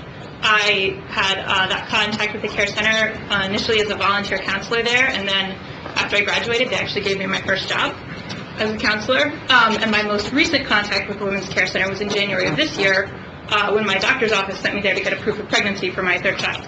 So I've been on both ends of the spectrum as a counselor and as a recipient of services. And I wanted to speak in favor of this rezoning tonight because the experience that I had as a counselor had a profound impact on me. But most recently, as a client, I was really touched by what the counselor said when I went into that appointment because I'm a regular donor to the Care Center, and I was really surprised to see myself in a position where I needed to utilize those services. And the counselor said to me, "We're here for every woman in this community. Regardless of what your needs are, regardless of what your circumstances are, we're here to serve all of the women, and you have every bit as much a right to be here as any other woman in our community." And that really speaks to me about the mission of the Care Center. It's not political. It's not activist. It's about helping women and children, whatever their needs may be. And I think that rezoning and expanding their services on the west side is going to continue to allow them to carry that mission and better serve all of the women in our community. I also wanted to just speak to a comment somebody made earlier about training for volunteers and counselors to not engage in protests or activism. It was 13 years ago now that I had my training at the Women's Care Center, and I haven't been formally affiliated with the Care Center since I left for graduate school in August of 2006. I have not engaged in a single protest or pro-life activist activity in that entire span of time, not because my positions have changed in any way, but because the formation that I received in my training for working at the Care Center led me to believe that that's not the best way to serve women necessarily. And I just wanted to speak to that point, that the training that the volunteers and the counselors receive really is all about how best to care for women's needs, not about how to stir up dust.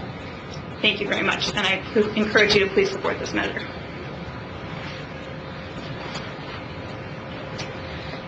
Father Glenn Corman, I'm pastor of St. John the Baptist Church, 3625 St. John's Way, also Holy Family, which is 46619 zip code. I live at both places. I sleep in both places at times. I serve both communities. I pulled up Google Maps, and the Women's Care Center is about 200 yards from my front door. And my parking lot at St. John's borders Beacon Heights. And so people can walk across my parking lot in total security, and then it's just 200 yards. If they cut 3 yards, they might have to walk around the block, but literally as the crow flies, it's 200 yards. And just esteemed council persons, I appreciate all you do. It's never easy to govern. It's never easy to maybe make those decisions. But what's most important, I would argue, about the zoning issue is be concerned about the common good, all right? I don't quite understand the concern about ease of access when the people who would attend or go to the abortion clinic will have that very difficult time of crossing the street and doing all those other things. So I don't quite understand why that would be an issue or why that would be brought up. But I would invite you to just really deeply reflect on what's at hand and what the question is. It's about zoning. It's about a simple zoning issue. And I saw some of the paperwork, I thought, and there was and it makes sense now after hearing the earlier presentation about the Bendix nib or knob, or whatever that is. No, the Bendix node, okay. And I could have sworn I saw in the documents that that property from the personal owner was zoned to be either commercial or residential, because I know that person had the idea and saw that as a very remarkable aspect of that property, because he ran a business out of there. He was thinking in the future he could run a business out of there because of the ideal location of being right in that transition between business and residential. As human beings, I don't know where you believe, if you believe in God or not. I always tell people there's only one thing I know that takes more faith than believing in God, and that's not believing. Before I was a priest, I was an engineer. Okay, I have a master's degree in mechanical engineering and acoustics. And by the way, I'll give you some free consulting on the speakers if you need some help out there. This is county. County, either way. I'm willing to help anybody. Master's degree from Purdue, 1987. Been a priest about 25 years. But honestly, I really invite you to look at the objective reality of what's being said here. You're looking at an organization that loves its people, that provides services. You heard over $600,000 of material services last year alone. And they're not judgmental. They're not trying to be advocating this one side or the other. They're advocating for women. They're advocating for them to make an informed choice. And why in the world anybody would impose or oppose some situation or circumstance that just invites people to be more informed about the decisions they make? I've been a priest 25 years. I've counseled a lot of people. And I know a lot of people who have made the bad decision of abortion oftentimes regret it deeply, men and women alike. And they have a lot of emotional trauma. I know there's a lot of fake news out there, but you know what's even worse than fake news? Fake science. When people aren't willing to look at the objective facts and the objective science and all the clinical reality that points to how much the Women's Care Center really, truly serves all that is true, good, and beautiful. And if you're not voting for that zoning that brings something true, good, and beautiful to that area, what does that say? Are you open to the bad, the false, the bad, and the ugly? I don't know. But just think about that. I would invite you to try and wrest politics from this. I'm in front. Holy Family has about 900 families. St. John's has 200 or 300 families. I'm in front of over 1,000 families every weekend. And I don't know how I'll be able to process a simple zoning issue that's bringing so much good to my community at St. John's. Beacon Heights, yes, it's true. Chapin people might lose some services there, but Beacon Heights is a huge area that's in need of great service. The first week I was at St. John's, I think, I've been there for a couple of years now, I heard gunshots. All of humanity passes by way of the family. Women's Care Center does what it can to enhance the family. You have 30 seconds. It's all that's true, good, and beautiful. So, esteemed members, I invite you to try and wrest politics from your decision and try and just reflect on what's at hand, the zoning issues, and if the Women's Care Center does get the permission to be there, I suspect that the population of South Bend will grow and not decrease. Just objectively. I just think it will tend to be more people than less. And that's one of the goals of the ordinance, the zoning ordinance. It's right there. Sir, your time is up. God bless you. Thank you.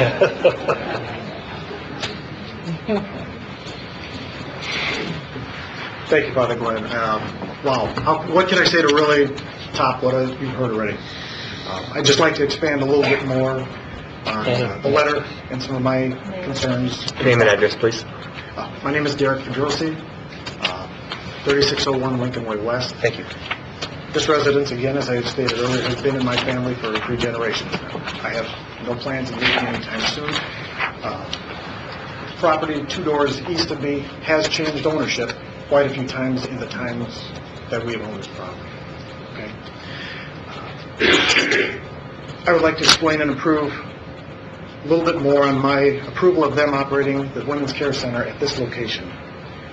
I'm not going to go into any depth to list the complete services they offer because I really can't compete with what you've already heard. I've been very impressed, and as a lifelong resident of the city's west side community, I see a great need for the services that they offer, especially with the recent and adjacent loss of the closing of the St. Vincent de Paul Society in our area that served and assisted many residents. The plans with this property include many renovations and significantly upgrading the landscaping, all while keeping the warm and welcoming residential feel. But unlike most businesses' rezoning requests, their operations and their hours will not negatively affect my family or the surrounding businesses in this area. Their operations are during the day, which poses no disturbances to evening or nighttime rest. Also, the neighborhood directly behind them that some people have questioned has a very large population of very young families that can be a very great assistance to walking across the Elwood Street from behind. I welcome the Women's Care Center between my property and that of the Whole Women's Health Clinic as a graceful buffer and a gentle transition from the commercial brick and mortar businesses to the east of us. After seeing what they have done with all of their other locations that they have in all of their other areas, I've reviewed the pictures, I've toured their facility. The extensive landscaping and the renovation will greatly improve the neighborhood and is a perfect fit for that area. Again, improving the Lincoln Way West corridor and the beautification project there. By both improving their structure and the surrounding areas, our property values can only improve on the west side. The Women's Care Center will portray all of these coming into the city of South Bend for the first time, the real commitment that we are taking care of our own needy in this community. If the rezoning request is denied, I'm greatly troubled as to what will happen or who will end up with this property. After all, who really wants to live to an abortion clinic right next door? The constant conflict from both sides. I'm not going to advocate one or the other that it draws can be a real nuisance, and as it stands now, it's going to directly affect my and my family on a daily basis. Commutes to and from work. The day after that this whole thing came into the news, there were protesters out there even before the Women's Care Center even considered buying the property. I would just like that to be brought up. They have assured me that with them controlling the property that there will be and they will not allow protesting and demonstrating on their property. I respect that. I'm a man of my word, and I will take someone at their word and believe them until they prove me wrong. The constant protesting on both sides will definitely be a great disturbance to my family and the other businesses that do operate in this area. I'm not saying where those that did oppose the Women's Care Center live, but the neighbors that I have spoken to in the immediate area are all 100% support behind this and signed the petitions in their support. In closing, I urge all of you, on behalf of all the people that you represent, myself as the immediate property owner to the west, and all of the supportive neighbors and those who need the services that the Women's Care Center provides, grant the rezoning request. With your power, please make a decision that serves the greatest good and the positive contribution to all the people who need it most, the residents, the voters of the city of South Bend, and the proud West Side residents, and myself. God bless you, and thank you for your time. Thank you. Hello, my name is Desiree Douglas. I reside at 2813 Lincoln Way West. I moved to South Bend in 2005, and I've lived on the Lincoln Way West corridor the whole time. I'm also a former client of Women's Care Center, Chapin Street area. I later on became a volunteer for Women's Care Center, and I'm now a full-time employee of Women's Care Center. I have seen it on both ends of the spectrum.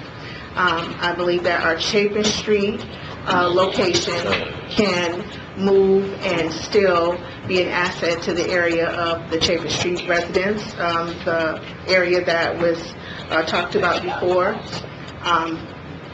Being with Women's Care Center, we have always catered to the needs of our clients, and we can help with our clients to get to a new location, a bigger, larger location than the Chapin Street area. I've worked as a child care teacher, a parenting class teacher, and a counseling assistant for Women's Care Center, and I've seen the good that it has done for our clients. We saw the passion from one of our other clients that was here. We saw how passionate she was about our center and the services that we give to the clients in our areas. We would love to assist the Chapin Street area residents over to the new facility for it to be bigger, for it to be more room. And I, again, was a client at the Chapin Street office, and it's a small office. We need something bigger and better for Women's Care Center. Living on the Lincoln Way West corridor, I know that Women's Care Center can bring a more diverse aspect to the area. Our community deserves it in that area. Again, I've lived there since 2005, and I've seen businesses all up and down Lincoln Way West corridor, from the Bendix, especially from the Bendix corner, all the way out towards the airport. We've seen several businesses, commercial businesses on that Lincoln Way West corridor. So to rezone our center over there will only help. Women's Care Center is here to help the community, and we've done so over the last 33 years. We just want to build our families better. We want to have more structure for our families in having our parenting classes. We have them morning classes, midday classes, and evening classes, and our parents come and go with no safety issues.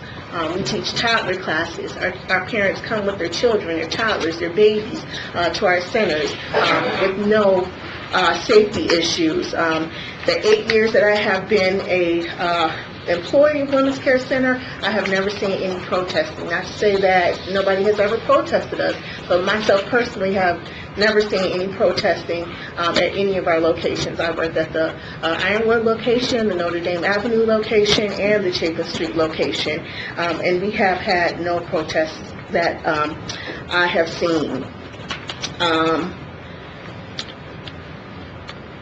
I know that Women's Care Center can just bring great things to our community on the west side. I like living on Lincoln Way West. I love being on that corridor.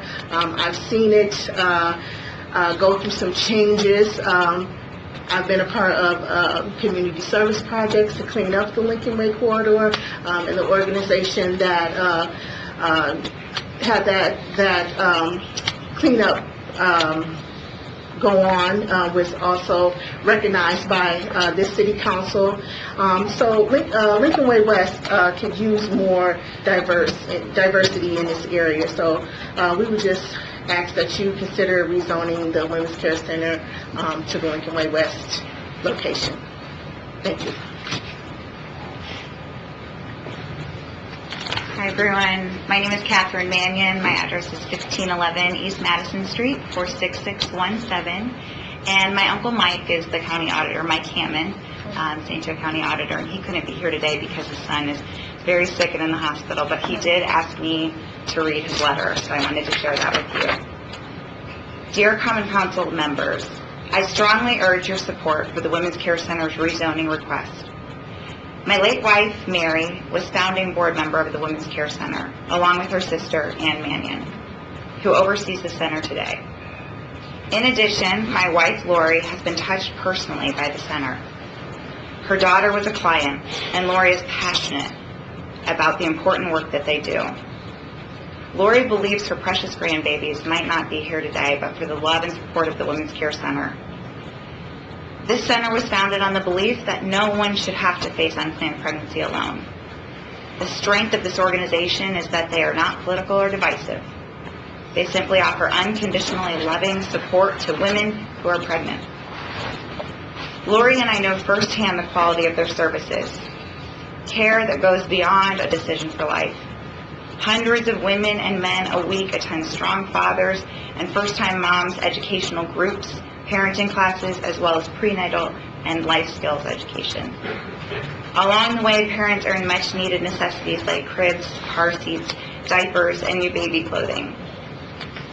The addition of this important work in the Bendix node will be a great impact. Please know that for me, this ask is personal. Women's Care Center getting their zoning means more to me than many other issues which I am confronted with on a daily basis. Please lend your support to this much-needed expansion on the west side. Mike Hammond, 2658 Tomahawk Trail, South Bend.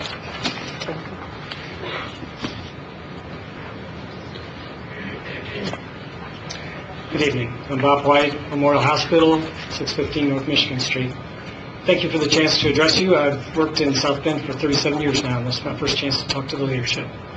I'm asking you to approve this rezoning request, and I want to give you some context. As you know, we've just built a new children's hospital, state-of-the-art, world-class. You may also know that within a couple miles of that hospital, a couple miles of here, in fact, the infant mortality rate, the maternal mortality rate, the number of infants who have complications, lifelong complications from premature birth, is third world level. We can't fix that by building bigger hospitals or bringing in more specialists or getting fancier technology. We have to address that on the ground. The rest of the developed world's healthcare systems look like a triangle. You have an army of healthcare workers in the neighborhoods and a small number of high-tech, well-trained people at the top, because that's all they need, because they take care of problems when they're small or before they even occur. In the United States, we have an inverted triangle. We don't have many people in the neighborhoods. We've got a lot of high-tech and a lot of specialists, and we need them because we got a lot of sick babies and a lot of sick mothers.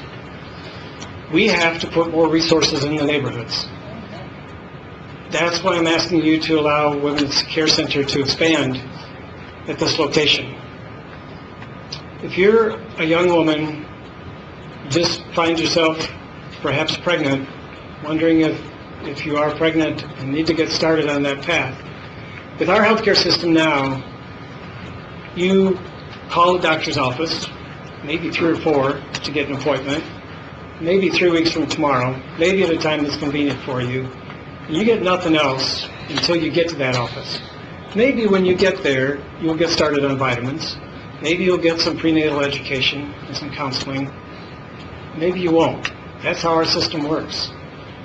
If you walk into Women's Healthcare Center tomorrow, you'll get a pregnancy test, an ultrasound, prenatal vitamins, counseling, prenatal education, and support.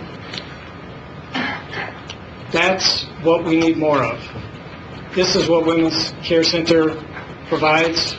There are other partners in the community as well, but as you've heard, they provide the lion's share of this type of support, and they are a value partner for both of the healthcare systems in this community. So I'm asking you to approve this zoning request so that we can increase the healthcare on the ground on the west side of South Bend. We really need it. Thank you.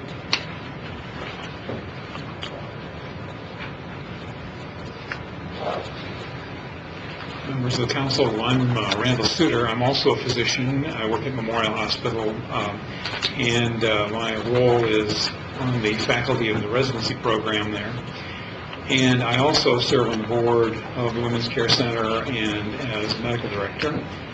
And I, along with a number of other physicians, provide oversight to make sure that things are done well with the services that are provided, and that people are well trained, and that these services operate at a high level from the professional standpoint. I can also say, because the residents that I supervise take care of a large number of women who don't have health care outside of that. We end up, anybody that comes into Memorial that doesn't have a doctor who's pregnant, we end up serving through our residency program. And so we see the good and the bad starts to pregnancy. And a large number of the women that we see coming in have been to the Women's Care Center, have gotten early advice, an early ultrasound that helps us know when their due date is. And that can be really valuable in managing complications at the end of the pregnancy. Knowing within a few weeks isn't good enough a lot of times in how we manage a woman who is facing complications from pregnancy. And getting that early ultrasound has time and time again been a huge factor in helping us manage those moms and babies. Unfortunately, too often we have women coming in late for prenatal care who we don't have any of that early information on, who have not gotten started on their prenatal vitamins early, who have too often done things detrimental to their own health, and as a consequence, the babies suffer too. So the Women's Care Center provides a really valuable service. One of the underserved areas is exactly in this region, and so I think this new location will provide better access for a number of women who aren't willing to make the trek just a little bit further, and so I see that as an incredibly positive step forward, and it's a pleasure to be associated with an organization like this, and I would urge your support. Thank you. And just a reminder, please keep comments directed towards the zoning petition. And anyone else that would like to speak in favor, please line up over on the wall.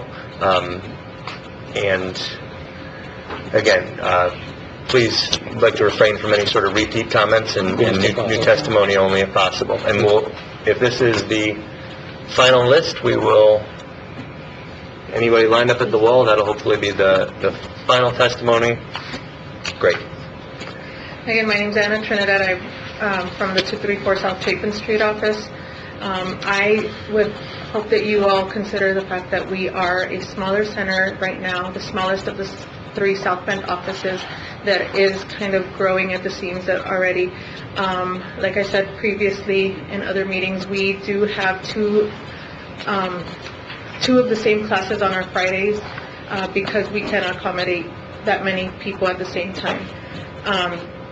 I also want to share the fact that by moving to this area, we are closer to the Washington High School area, which does also serve Lafayette and the Echo Teen Parenting Program, which we would be able to work in contact with to help our young mothers complete their high school education, make a plan for furthering their education and completing college, and setting goals, realistic goals that we can guide them through. I think that moving there would benefit teen moms, young moms, instead of being centrally located where they can access another center just 5 minutes away.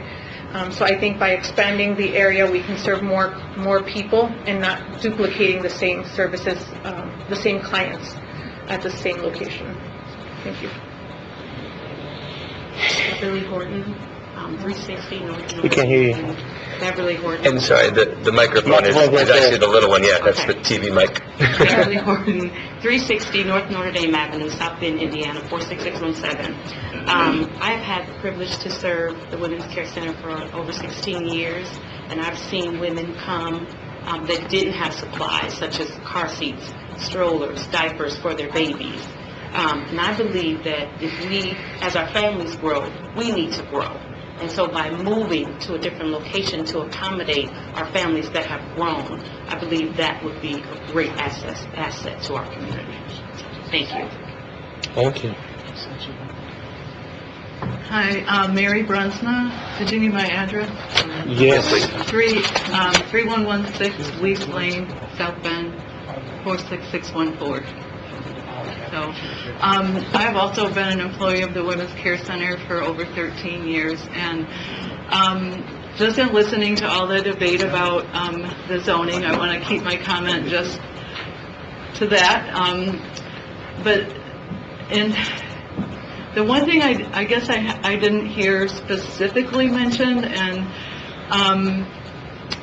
I don't know a lot about zoning details and all that kind of stuff, but in terms of my experience working with women at Women's Care Center, and in terms of the whole issue of being located potentially next to Whole Women's Health, you know, who would be offering abortion, I just want to speak to what I have seen in the past when I have worked at Women's Care Center at a location that was located next to an abortion clinic. I would just like to speak to the fact that there are many situations where a woman goes into an abortion clinic and she is still very conflicted about her decision. And I would like to just ask you to please consider the importance of having that option nearby. In this case, it would be next door. I have personally witnessed just the beautiful transformation of what happens when a woman who feels like abortion is her only option, and she is presented with the possibility of other options along with the support and the continued support to be able to do the thing that maybe her heart really wants to do but feels like she can't. So in relation to the zoning issue, I would support a Women's Care Center being located in the vicinity of, in this case, next to the proposed abortion clinic. I won't spend the time, but I just want to tell you that I have witnessed beautiful transformations of women who have chosen to continue their pregnancy, have received support, and I've seen their lives grow and blossom into beautiful young women and mothers, and grow in many areas that we were able to kind of, you know, open doors for them to go into their education, getting a job, you know, a new home, providing the supplies that they need, and coming back very happy with the choice that they made. So I just want to thank you for considering that point of view. Thank you. Good evening, Chuck Grebe, 2233 Cross Creek Court, proud to be in the 46628. My wife Diane and I have been affiliated with Women's Care Center now for 23 years. 23 years, never seen protest at the facility. I realize as a journalist you're not supposed to take a side. And I try to do that in my professional life.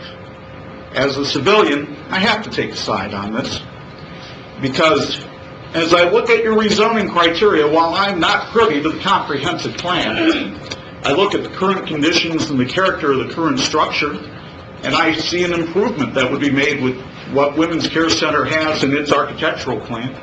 The most desirable use, well, it's a nice transition from the commercial to the residential area. The conservation of property values throughout the jurisdiction, I look at the property values of the places that Women's Care Center has taken over already and seen them increase, and responsible development and growth basically follows suit from 2, 3, and 4. So if we're talking about purely this on a rezoning aspect, I don't see anything that there is to have a debate about.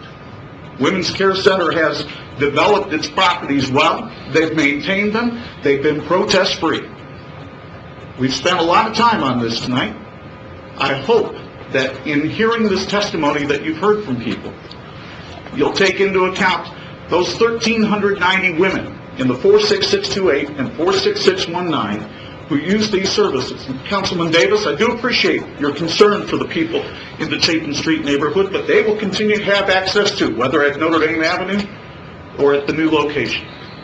I strongly encourage you to support Women's Care Center in this because it makes perfect sense. Good evening, Council. My name is Michelle Fedrosi. My address is 3601 Lincoln Way West. You heard from my husband earlier. I have the same views, but I would like to discuss my views as a woman. I have 2 boys, and not being raised here, I was raised down south. We didn't have a lot of prenatal care and opportunities that South Bend has to offer. When we had our boys, my mom had passed away, and I didn't know of the services that were even offered. And when we moved, when we took over my husband's grandma's house, you know, you get to know families and friends in the neighborhoods behind you and across the street from Lincoln Way, you know, by St. John's and Beacon Heights. And you hear about the moms that can't go to the doctor, you know, they rely on the Medicaid transportation. Medicaid transportation is not accurate. You know, they get to their appointments late, they won't end up being seen. And I think that having our neighbor being the Women's Care Center would be a great asset because it's right there. It's visible, and there's so many women who are on the fence about whether or not to keep their baby, who will be there to support them. I can tell you as a parent, you know, when you're young and you have 2 babies and they're 14 months apart, diapers are crazy expensive, and when one has health issues and you're running back and forth to Riley, you feel like you're really all alone. And if I would have had the Women's Care Center, I think it would have been a great weight lifted off me, somebody to talk to, hey, these are the issues that I'm having, what can I do to help myself? So I just really urge you to take on the Women's Care Center, let them make home right next to us. I think they would be a great asset to our community. Thank you. I'm Ann Mannion, and I'm president of Women's Care Center, and my address is 360 North Notre Dame Avenue. First, I just really want to thank you for your patient listening to all of the people that came to support us tonight. We really appreciate it. I also wanted to say that I've learned some things tonight, and I do appreciate the concerns of the council, and I think that we can keep our Chapin Street Center open for 2 days a week to accommodate people without transportation. So I wanted to add that into the mix if it would be helpful. Again, thank you so much. Thank you.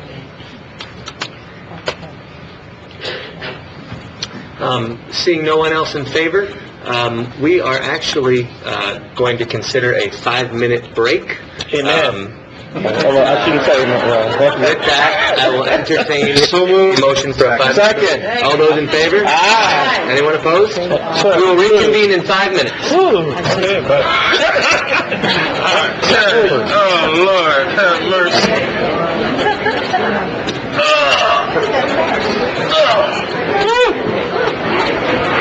You're talking about sitting... I don't know, but I don't know. Yeah, it's over an hour. Yeah. go to an African American church, and I've been in my church that long before I sit to these council meetings. My pastor don't even care. I fall asleep on him all the time.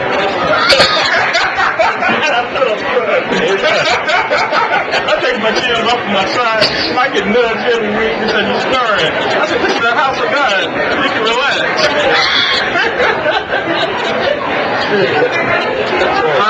Star used to get mad. Daddy, I'm snoring in church. It's a shame. Oh, now that might be a distraction to somebody. Why you do that? Because I said, hey, Daddy works all week long. Come here and I'm at peace. I used to be out to have service, and now I'm done. I just sit back and relax.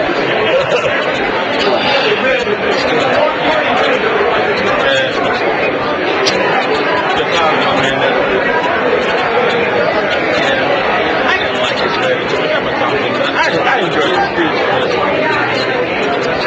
I didn't get this lady. I'll send it to you.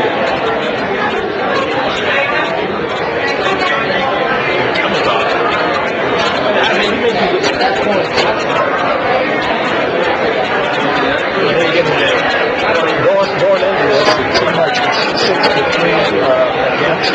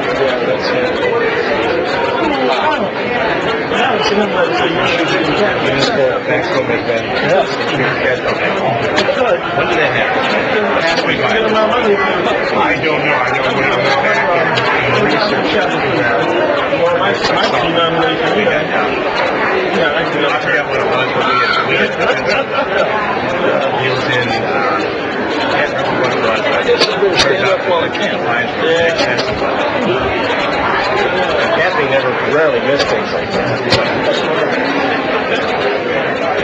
All right, let's get this shit over here. What do you say?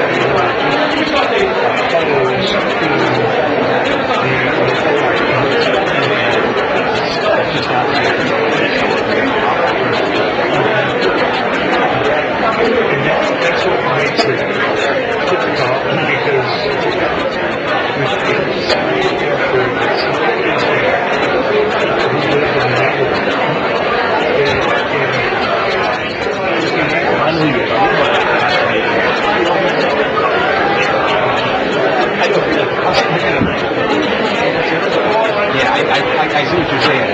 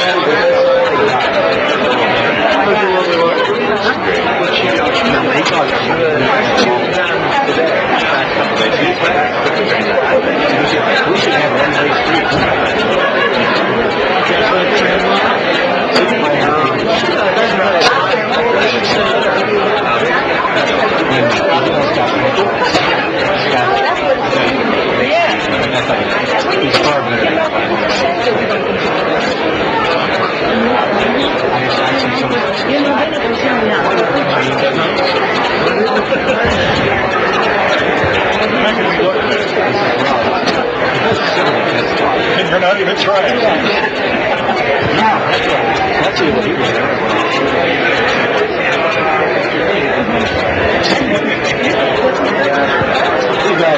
I wonder how much speakers don't have. I think their original intent was not to have a whole lot. But technically, I think I did the math. I think they had like, Tim, I think they had like 55 minutes. Does that feel right? I'm not which I want. I don't need it. 55 minutes. How much time do you show people to? It's not true. 43. The presentation doesn't count.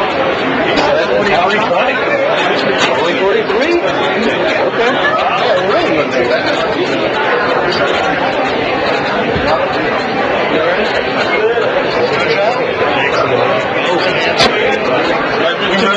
Started. Everybody in? I'm ready. So you good? All right. I want to see where Karen is.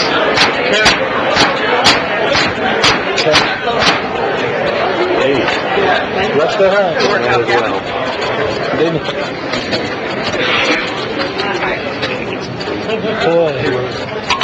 to stand for a little bit.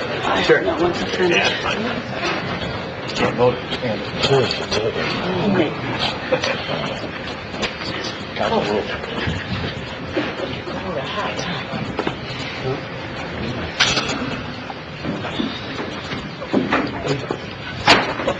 The Committee of the Whole is back in session. At this point, we will hear from remonstrants. As a note, comments from each individual are limited to 5 minutes, and the total time for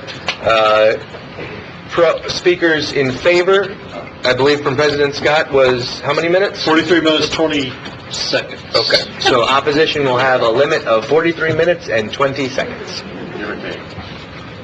I can't have all of that, right? No, only 5 minutes. Okay, good evening, members of the Common Council. My name is Marcy Bauer. I live at 1426 Wayne Street. I've been really impressed with the testimony that we've heard from the other side, and I want to acknowledge the wonderful work that the Women's Care Center does. It's great. It's a service to our community. But I'm here to talk about zoning, and specifically about rezoning of the property located at 3527 Lincoln Way West from residential to commercial. And I want to talk about zoning, the way it works, regardless of whether we're talking about rezoning a women's care center or a laundromat. It's still zoning. I should tell you that I am an urban planner. I have a master's degree in urban planning. I've worked for the Area Plan Commission, probably before some of you were born, but nonetheless, for the South Bend Redevelopment Commission, for the South Bend Community Development Department for many years, so I know a little something about zoning and its impact, and I've also taught urban planning at IUSB as an adjunct instructor for a number of years. Zoning is a right that's established by the United States Supreme Court that allows local governments to regulate the height, bulk, and use of private property. The underlying purpose of zoning, and this is what's most important, is to protect the health and safety of the public. And I would submit that rezoning this property does nothing to protect the neighboring residents' health and safety. In fact, it may have the potential to harm it. The commercial corridor plan that we've heard about for Lincoln Way West includes residential breaks along the corridor of commercial properties or nodes. I don't have a great big thing, but I have a little one. But you saw the picture, the blue and the pink are commercial, and then there are yellow spots in between, which are residential properties. The property in question, I originally thought might be in one of the residential zones because it's very hard to read the plan online, but I believe Mr. Nussbaum informed us that it's actually in the commercial zone. I guess as somebody who's familiar with land use, I question why that was done when clearly that zone is very, very narrow, the residential part, and the present use is residential. So I would say if you're trying to look for conformance with the master plan, that zoning is considered part of the master plan. And so the current residential use is still part of the master plan. But back to the concept of the commercial corridor plans, what they talk about is having these series of nodes with residential uses in between. And they say that's a more desirable pattern of development than purely straight commercial all along the corridor because it can, I'm quoting, it can create pedestrian-friendly destinations with unique identities that have the greatest chance of competing in the regional atmosphere. You've heard this before, too. Then it says, however, it is evident that there is some erosion to this clear pattern as some homes between nodes have been adapted to commercial use. A shortage of commercial space is not the driver for this conversion, given that there are several vacant properties along the corridor. This change should be halted before these changes negatively impact the corridor. And then it goes on to say, it is important to ensure that development does not creep into the zones that are and should be predominantly residential between the nodes. Where current uses are consistent with policy, the existing zoning should be enforced, and changes of zoning to individual parcels should not be permitted. So it seems to me that regardless of whether this property is yellow or blue on the edge of that zone, the circumstances of this request go against the spirit or the essence of that plan. To rezone one property in this piece of the corridor is indicative of spot zoning, and I know you talked about spot zoning a little bit in your previous meeting, but spot zoning is zoning one piece of property to benefit an individual owner rather than to benefit the community. And when the property is indistinguishable from the adjacent properties, and if you looked at the picture that Ms. Smith put up before, you see there were 3 residential homes that looked pretty similar. So I would ask, I would say based on the ideas in this plan, residential use is the most desirable for this property and for its neighbors to maintain the separation between the 2 commercial nodes. Because if you allow a zoning change on this property, you're potentially starting a domino effect where you've rezoned one property. How could you deny a rezoning request for the house next door if they come to you next year? What if a subsequent owner does operate on evenings or weekends? We were told that was one reason that this property rezoning would be acceptable, but you're rezoning for any commercial use, not for this specific one. My time is up. Yep. Thank you. I urge you to vote against the rezoning. Thank you.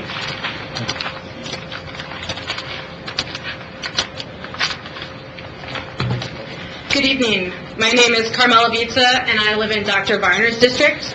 My work address is 101 East Mishawaka Avenue, 46545. I'm here sharing a very private experience because it is the right thing to do. While completing my PhD in biogeochemistry, I struggled with the University of Notre Dame's restrictive birth control policies and found myself unintentionally pregnant in the summer of 2014. Due to health concerns, my partner and I made the decision to have an abortion. I do not regret this decision.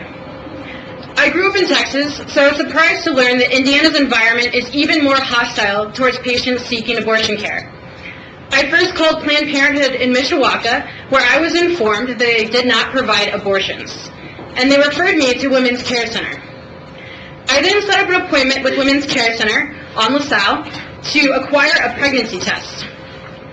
There, I was subject to mandatory counseling, including intrusive questions about whether I wanted to have the baby.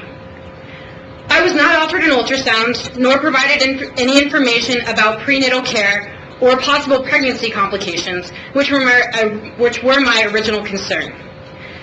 Staff were aggressive and followed up multiple times by phone about parenting classes and other unsolicited resources. In the following months, we suddenly began receiving lots of mail geared towards new parents that we never had before. I would also like to state for the record that my spouse and I submitted letters in opposition to the rezoning application, but we received no such invitation to talk with the applicant as they claimed. Shortly after my experience with Women's Care Center, my partner, who is now my spouse, and I made an appointment with the Women's Pavilion. We drove by the clinic, which was located right next to a Women's Care Center, and we immediately saw around a dozen anti-abortion protesters, along with a new. We quickly decided to park our car at the nearby McDonald's because we feared that they would take down our license plate. As we walked by the protesters, they started swarming us, getting in our face and shouting. Thankfully, clinic defense volunteers helped us inside. Even though I'd already made the decision to have an abortion, the state mandates a waiting period. We were therefore forced to come back in person to receive the pills I required. This meant walking through the protesters again, all while being concerned for our safety. I firmly believe that women in South Bend need access to compassionate abortion care. Whole Women's Health would provide such a clinic along with other reproductive services that Women's Care Center does not provide. The location was strategically chosen to provide a parking lot and a space without protesters. Unfortunately, Women's Care Center bought the residential home right next door so they can confuse and intimidate women seeking abortion care. I respectfully ask that the council reject the rezoning application. Allowing them to open up shop right next to Whole Women's Health would create a conflict zone.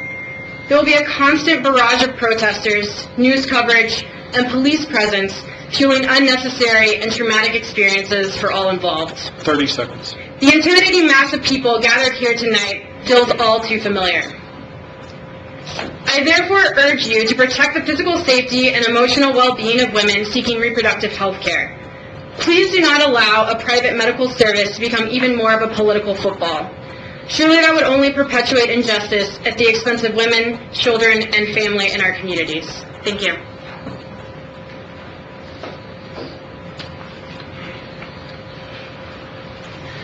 Anyone else wishing to speak? Oh, I'm sorry.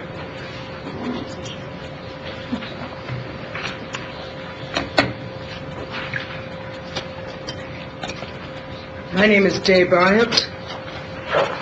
My address is 215 North Scott, 46601. And I'm here to speak on behalf of opposing the petition for rezoning. And I will begin my comments by saying that I am a community psychologist. And a community psychologist is someone who is involved with not only clinical diagnosis and personal problems that people experience, but also with looking at public issues and public forces that complicate those personal problems. And as I've sat this evening and I've listened to the comments of others who have come before me, being able to identify what those different elements are, I think is an important part of the point that I would like to make. And I have 3 points.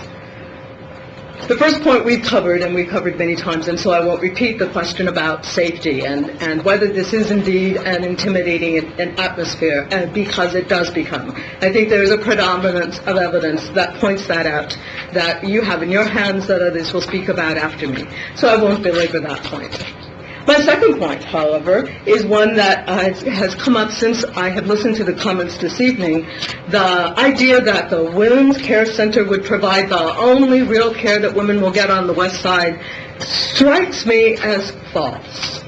Because at 2806 Lincoln Way West, we have the Community Wellness Partners, who provide exactly the same type of services that I've been hearing talked about this evening, and they just received an $11 million grant as one of other 28 other people who applied from the ISDH to continue providing those services. So the idea that Women's Care Center is the only place such services could be provided causes me to wonder about my third point, which is this. It's easy to talk about how personal should remain personal and should it become political. But the personal is political. And we see it happen all the time with these types of decisions. We've watched it happen historically as what seemed like perfectly reasonable and humane, using the language that we've heard this evening about common good and objective knowledge and service for all and choices, mask what happens when we don't have all of the information that we need in order to recognize the interaction that's happening between the personal and the public. And in this instance, that interaction is happening around the issues that have to do with the human right of having health care that's necessary. Being able to get preventative care, being able to get holistic care without having the opportunity to choose life was the wording that I heard. And each time someone spoke, they did indeed talk about there being lots of opportunities, except this one that we won't talk to you about. We'll talk to you about everything else, and I'm sorry, that is not choice.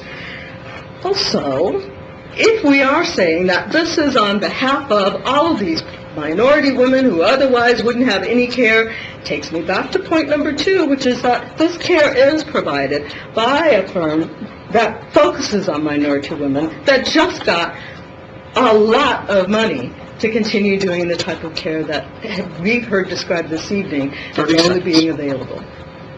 Am I out of time? 30 seconds. Okay. 20 seconds. 20 seconds. So in 20 seconds, wow, that's a clock.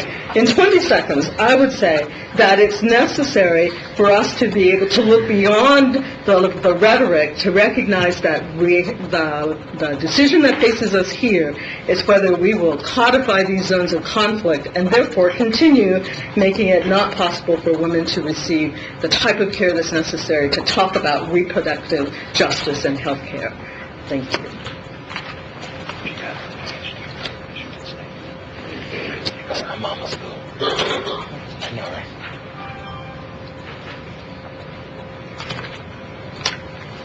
Good evening. Thank you for this opportunity, and thank you for spending your Monday evening listening to many, many comments. I'm here because I totally oppose this rezoning request. Oh, I didn't give my address. 1106 Bellevue Avenue, South Bend, Indiana, in the Great 3rd District. And your name as well. Pam Clays. See, we're all tired. I speak to you from my experience in neighborhood leadership, in transparency, in conflict management and resolution, and maintaining residential property values, as well as my experience in clinic defense. On the surface, this appears to be a rather regular rezoning request. The analysis that you see says it will correspond well with adjacent commercial and office properties. I beg to differ. You heard Mr. Nussbaum. This was a strategic location, putting a CVS next to a Walgreens. It's more than that. The Women's Care Center has purposefully and manipulatively targeted this purchase to secure a place right next to the Whole Women's Health Alliance. Now, the Women's Care Center says they do not have protesters. They're absolutely right. They don't have protesters. They wash their hands of protesters, but they are right.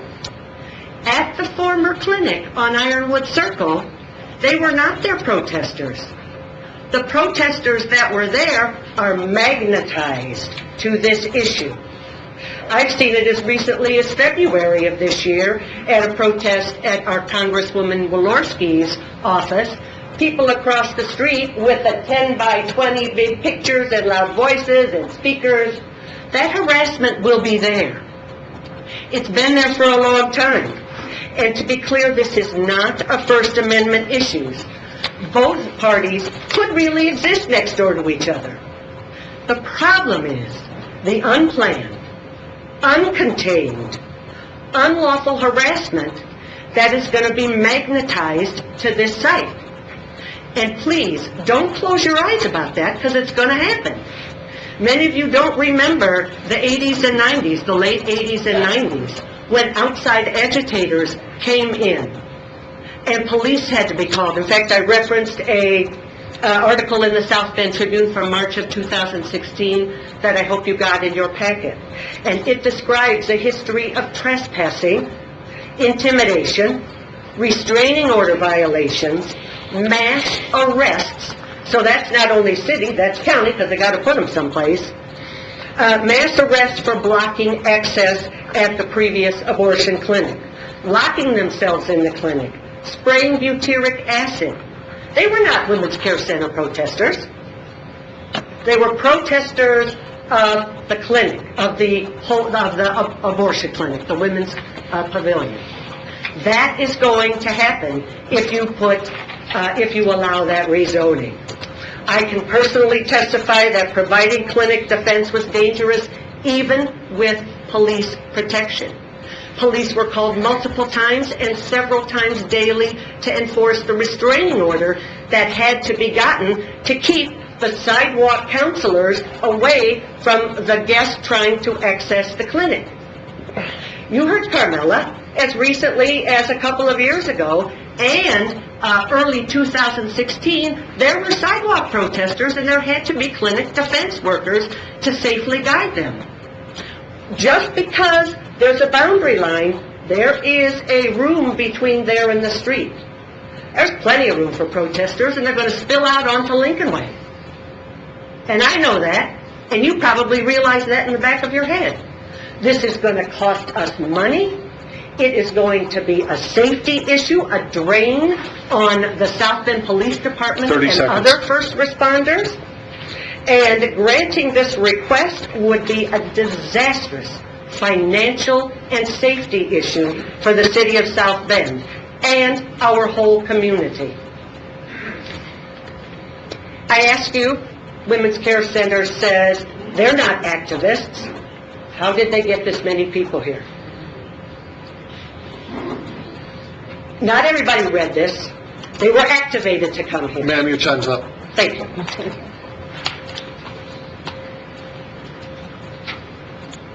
Seeing, Is he finished? she's already done it. Who is he?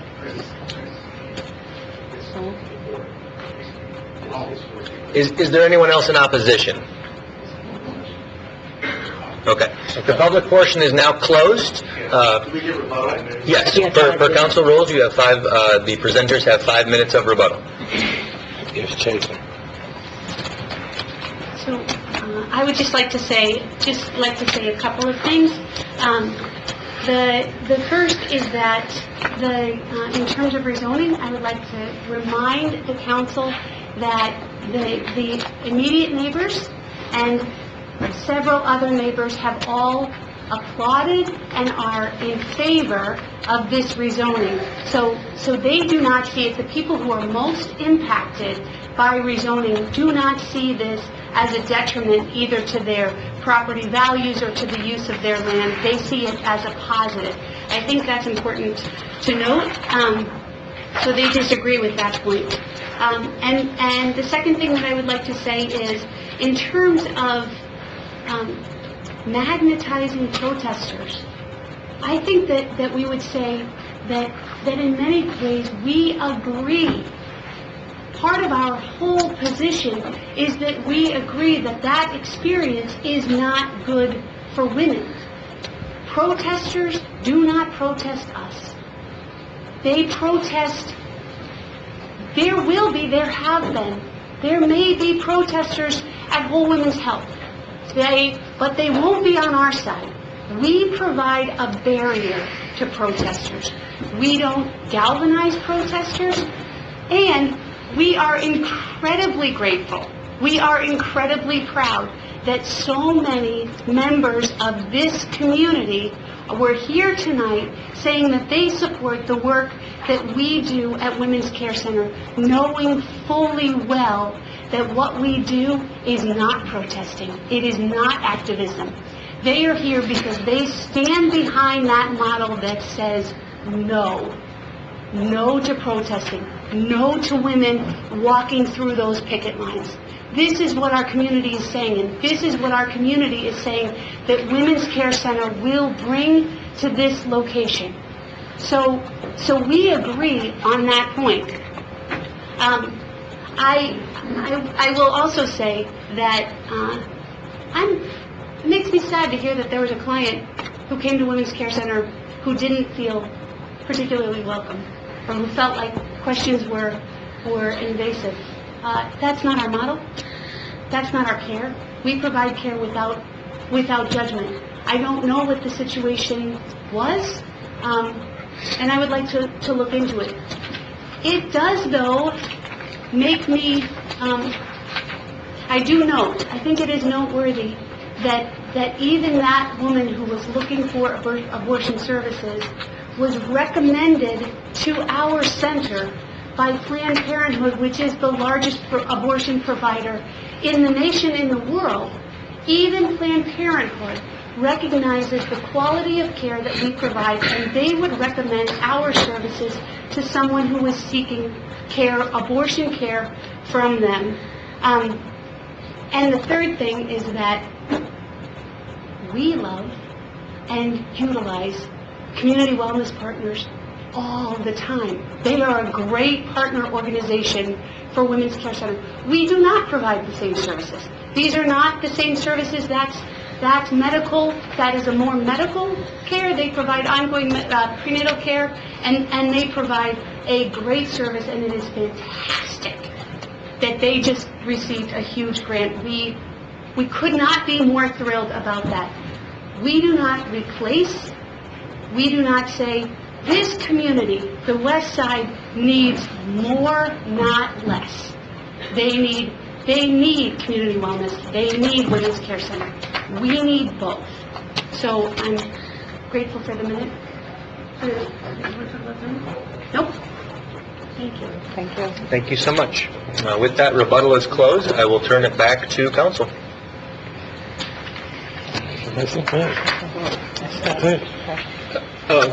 Yeah, sure. Okay.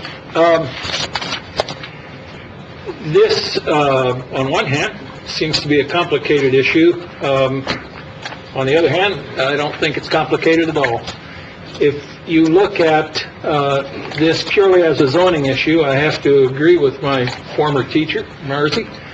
I think based on what our council attorney has listed as 5 reasons, as what the Area Plan Commission staff has offered as holding this particular use up as a buffer to separate commercial from residential.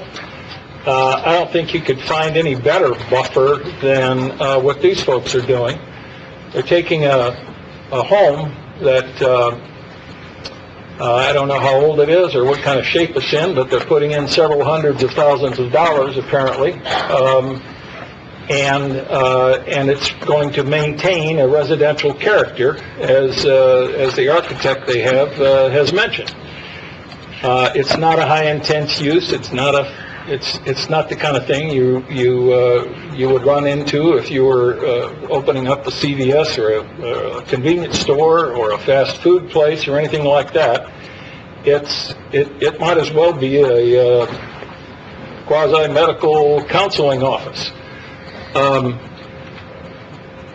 I'm convinced that what they do is very good work and very much needed and very much a lifeline to someone who might be conflicted about what might be the most important decision they make in their life.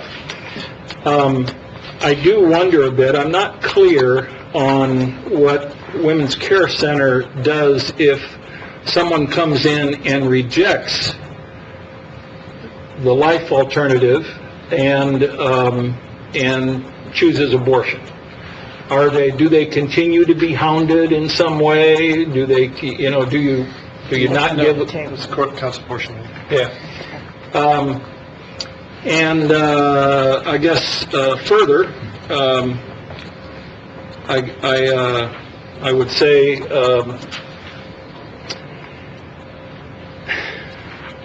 I don't know. It just seems clear to me that this service is needed. The whole location issue, sphere of influence, or service area is almost secondary. Sure, we'd all like to have a needed service right next door. But the fact is that where they are is too small, and they'd have to do something about that if they're going to provide the kind of services they do on Notre Dame and LaSalle.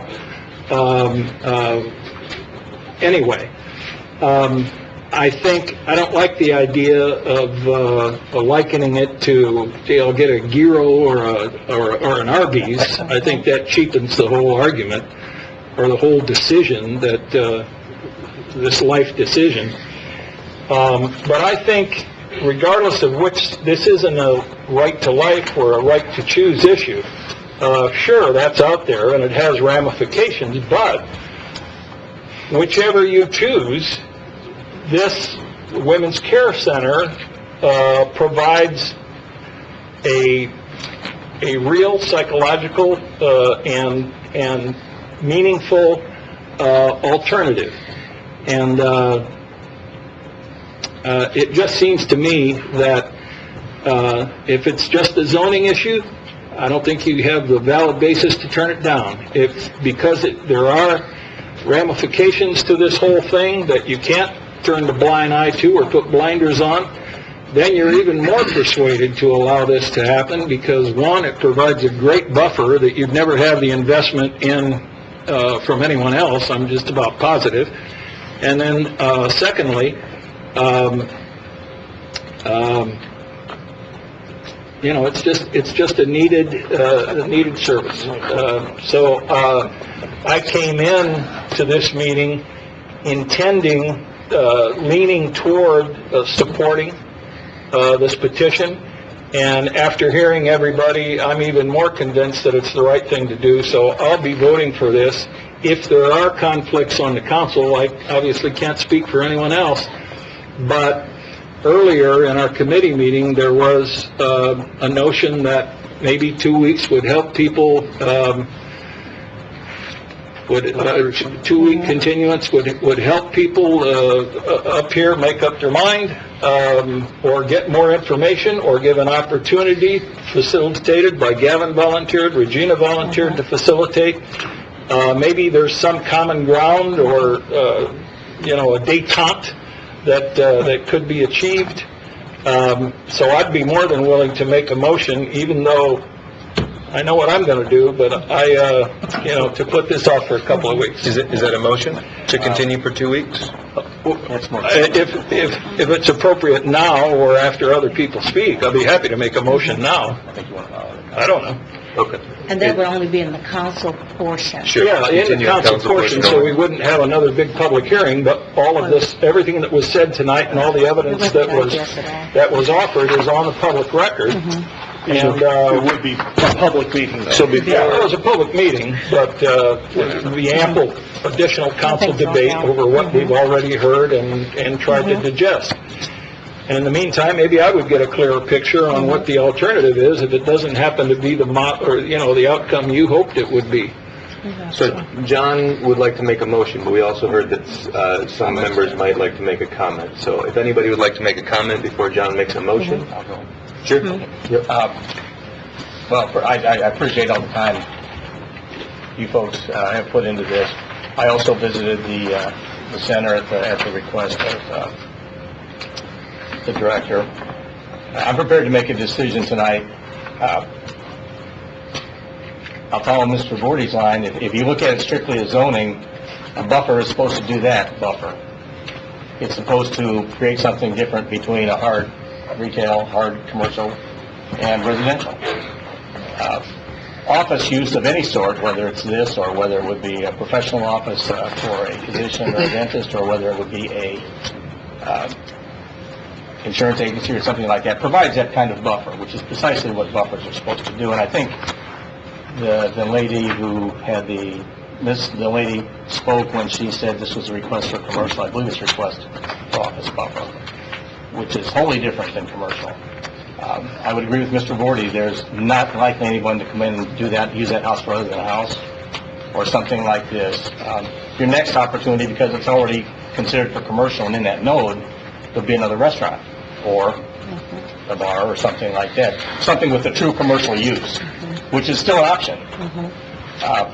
So I think that's one of the things that has to be considered into this. I think it's doing what it's asked and what the zoning or the department of the city, which deals with those sorts of issues, was intending, a buffer. I think it's almost a little bit ironic that if the clinic doesn't get this license that they're pursuing to say, this whole thing becomes rather moot. And I think of all the time and effort we spent on it, maybe it would have been better spent had we known what the outcome of that is. But nonetheless, I'm prepared to act tonight, and I would act in favor of the rezoning request. Any other comments from council before John makes a motion? It was my understanding that even if the clinic doesn't get their license, that they're still going to be moving in. Yeah, that was my... And that's what I'm hearing from you all, especially when you said you're going to keep both open like I was arguing to do. Because if you're looking at just...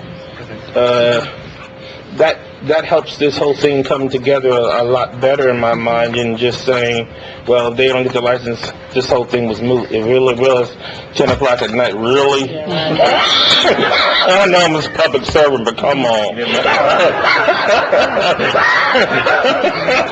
I'm telling you, I hope it means a lot more than that. So I'm just banking on that tonight.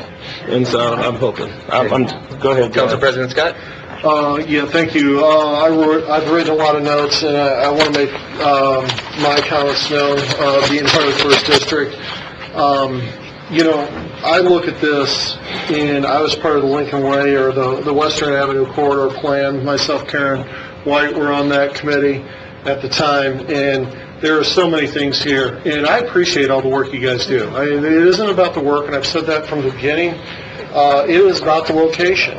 And what is along Lincoln Way, and as part of my district and part of Regina Preston district, is wanting more for Lincoln Way than what we have and what we're getting. And James Mueller, Dr. James Mueller knows this as well as anybody. I've stated that what we're doing here is completely reactionary. Everything is reactionary, and I'm going to be hard on DCI, they know it, but I think it helps push in the right direction. There's the Western Avenue Corridor Plan is just amazing. If you really look at that, it's just amazing what that can be. And what it's going to take is actually investment in time and resources that, just like we put into downtown, we did this 3 years ago, and we did phase one, restripe Lincoln Way and Western Avenue. And we've worked a lot on Western Avenue, on facades in the commercial node within it, but we haven't done a darn thing on Lincoln Way. And to me, the businesses that move along there, it's reactionary. And once again, no disrespect, but to me, it's taking a square peg and trying to put it in a round hole. And whatever the reasons, whatever the reasons are for buying that property right there, There are things that you cannot control. And I'm sorry, it's a square peg, did I say round hole? No sidewalks. There's no way to get to it. You can tell people all they want and get off at the bus at Illinois and come down Elwood. People are going to walk down Lincoln Way until that whole thing's developed. It's part of a TIF district. You know, what I would love to see is one of these nodes where there is higher density within Olive. You know, we talked about Olive, Blaine, anywhere along there that actually needs a lot of potential, that your investment would be put in, the city would put in on investment, and invest in a node and build this up. To me, this would be a great anchor for one of the nodes within there. Now, you know, Mr. Nussbaum, I know that this is part of the the Bendix node, but there was no written legal plat of what that node was. It's a line. You look at it from some, it may include that property, it may not. What is the buffer? The buffer is literally the office space right next door to the east. That is truly the buffer. And you look at it, it's a good transition from the gas station to residential. What we're missing along this, and this is what I see from this, is an erosion of we talk about the business nodes, but we don't talk about the residential nodes. And that's the big thing that's missing along Lincoln Way, is redevelopment in that residential node, and redevelopment in good stock for office and for commercial and for business. So with that, it has nothing to do with business. It has nothing to do with the service that you're providing. It is to the location. I was completely against the Dollar General across the street because it didn't even fit the plan either. And they made exceptions. And Mr. Mueller is the third director of community investment since we did this plan. And I've already reached out to him, Karen White. We're going to I want the Western Corridor Committee, the original members, to all meet with the new members on council, with anybody else that want to be a part of that, meet and talk and discuss why are we doing these plans if they're not going to actually work. So I can look at every one of those 5 criteria and see that it doesn't work for me. And I don't care who you are, you cannot control who's going to be exercising their First Amendment right on a sidewalk, whether it's your business or the competition. You know, they're not in front of us because they fit within the criteria. They were zoned. They didn't have to come before us. But guess what? Before I even knew that business was going in, today I've received over 3,000 emails from California to Florida to Maine to everywhere, not to allow abortion clinic in my district. And you know what?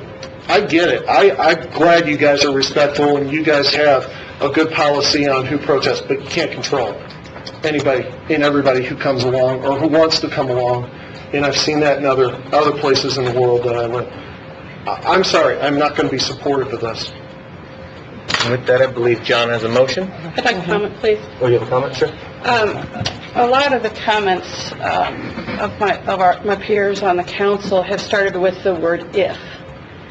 If. It's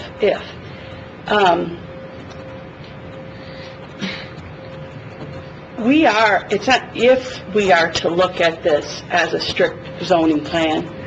We are mandated by law to look at this as a strict zoning plan. So the focus is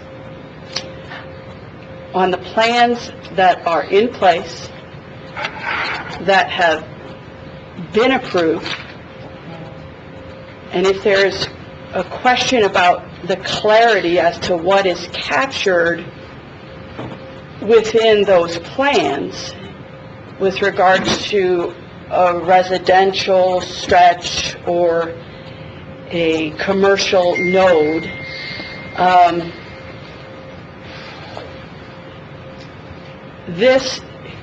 that clarity exists. It exists parcel by parcel. And what is captured in the Lincoln Way or the West Side Corridor Plan is this property. It's captured as a commercial, higher use area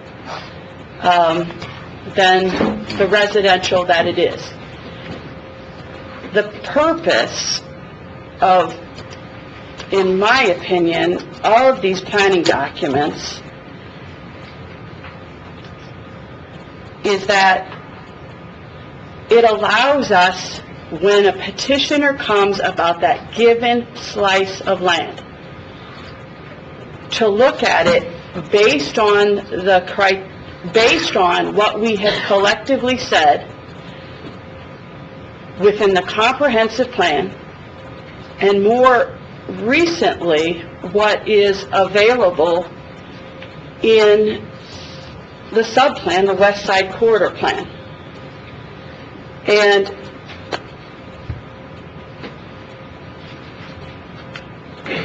I particularly like the direction that past councils and that planning staff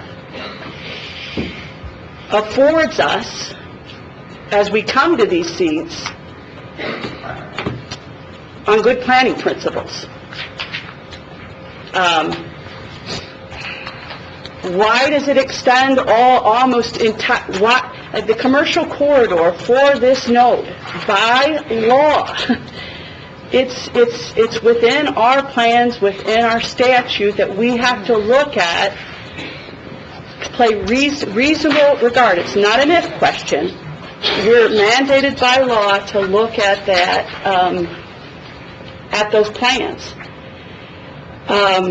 And it captures not only this property, but the gentleman who presented and said he was next door. It captures that property and the property next door to that. So when folks who sat at these seats before any of us, if you were a district representative with that plan, and I'm talking about with any of these plans, of the West Side Corridor Plan,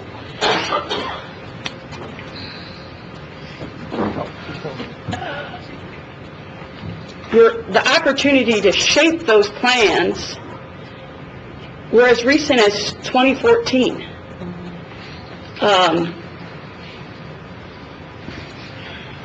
So the plans are relevant, and our duty and our requirement is to pay reasonable attention to that comprehensive plan and to that that smaller subplan, the neighborhood plan. And I guess I'd like to say, and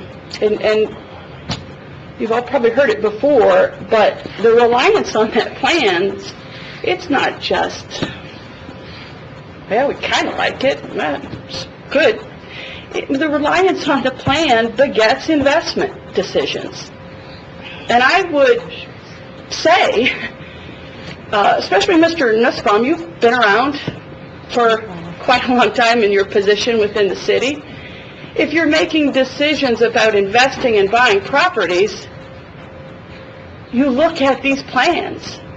And that's not unique to you. And the burden is not to go to, in my opinion, not to go to our community investment and say, is this right? Or could you help me find a better location? I mean, I trust those are business decisions that an award-winning, competent organization or any other business that follows these proceedings that will come into our council and before this council and before the area plan, has to be some reliance on, in my opinion, the plans that we debate as a community, that we have hearings on as a community, and that we approve as a community, that we have staff on the county level and at the city level that, looks at this and informs us from a land use perspective. Land use. Is it reasonable that these petitioners can come before us and have a reasonable expectation that this is an appropriate use for this site. And I guess I'm finding it very difficult to find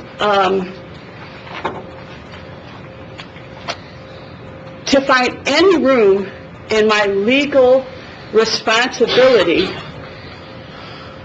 to adhere to the comprehensive plan and the sub-plans that were approved just a few years ago, the current conditions and the character, current structures in the district.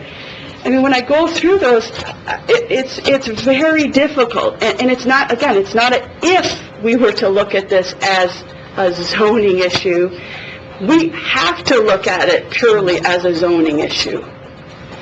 And so, having said that, I'll pause a little bit. The current conditions and the character is the second point up there. This is clearly within the commercial node. The whole corridor, or that area, it's a mix of offices, small business, and then highly commercial endeavors. So ask ourselves, does this office use, regardless of the user, does office use fit in this space? And the combination, in my opinion, is, and this is important because it's in my district as well that I have to consider adjacent uses. The very definition of office buffer, it's in the word. It serves as a buffer. That means you can have commercial, you can have commercial again, high commercial, you could have buffer, and you can have another buffer, and you can have another buffer. Definitionally, you are separating yourself out from those commercial areas. In this petition, the petitioner here has asked us, is that a reasonable relationship? I will say it's a reasonable relationship, not only for this, but maybe more importantly, for all the other districts and the considerations that we'll have going forward. We have to be able to stand on grounds that anybody who comes to the city of South Bend and wants to start a business, an office next to another office location, zoned office location, we better be able and prepared as a council to say yes to that. Otherwise, in my opinion, my humble opinion, is we might as well throw out all the plans and forget about investments and a future on our corridors. And that's, to me, that's not where we want to go. The plan is a pathway, and it will beget reasonable expectations by anybody in the city of South Bend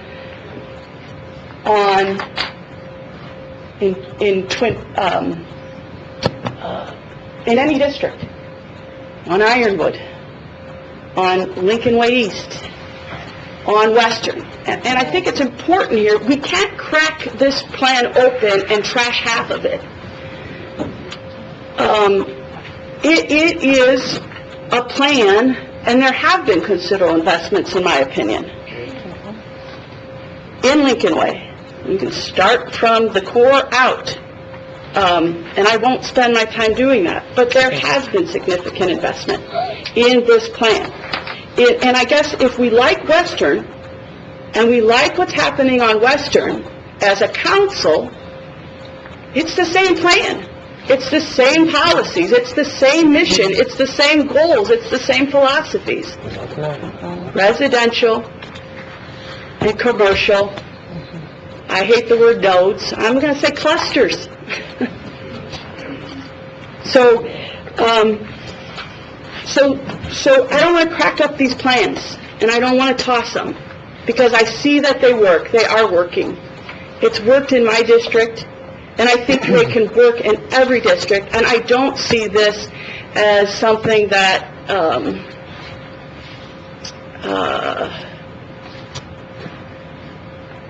I don't see this as something that we should be dismissed as I don't think we should dismiss the plan. I think we should support the plan, uphold the plan that we have voted on as a council as recently as 2014, and where we have previously in 2016 and 2017, we have upholded this idea that some residential places can fit and be converted and be changed and at a petitioner's request to commercial.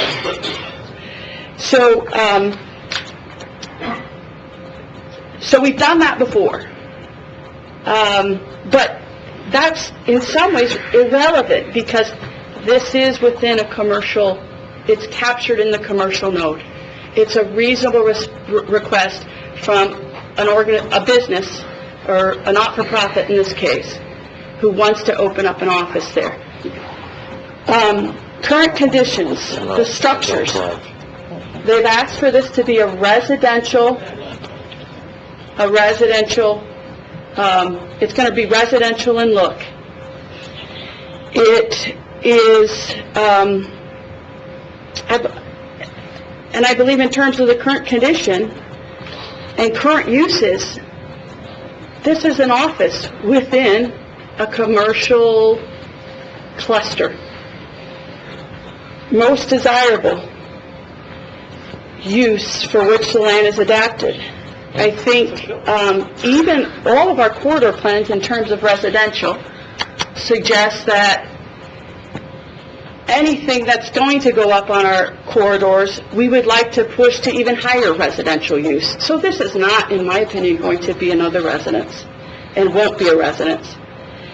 The conservation of property values. The petitioners tonight have made the case that they are going to make renovations $500,000 worth to that block, within that block, that they're going to bring I think if I have my numbers right, $700,000 in goods and services. And I would, I don't know how they came up with that number, but I can imagine that that's probably a pretty low estimate in terms of impact. So there's citywide impact on the services that they're asking to bring. They've made assurances, which was a nice add-on tonight, that this isn't going to, totally close services in an area of our community. It's going to expand services in our community. With regard to the last criteria, and I apologize, I know this is lengthy, but the responsible development and growth. There's sufficient infrastructure there, most particularly in the back of this property in Elwood. And I also talk about, the bus services, but I've heard the petitioners say, we'll complement that and we'll help people get to this location. This is redevelopment and investment in an existing corridor. I don't see any adverse impact. I don't see any adverse impact that this petitioner can control beyond the commitments that they have made tonight about not allowing protesters codifying that in their policies and making it part of their training. Both places have, in my opinion, have every right to be where they're located and where they're petitioned to locate. Both places, from a land use consideration. Both places are offices. Both places are medical quasi-facilities. It is reasonable land use decisions to locate those there. In terms of safety, which has been addressed, I would like to just talk about that.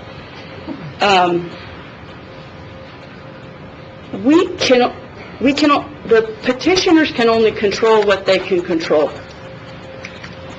There's a burden on our community when there's a bigger issues and more divisiveness, with regards to women's reproductive rights and the other services.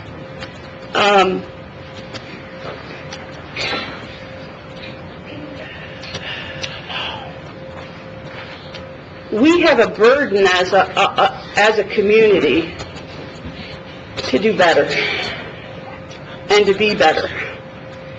And both places can belong. They should belong.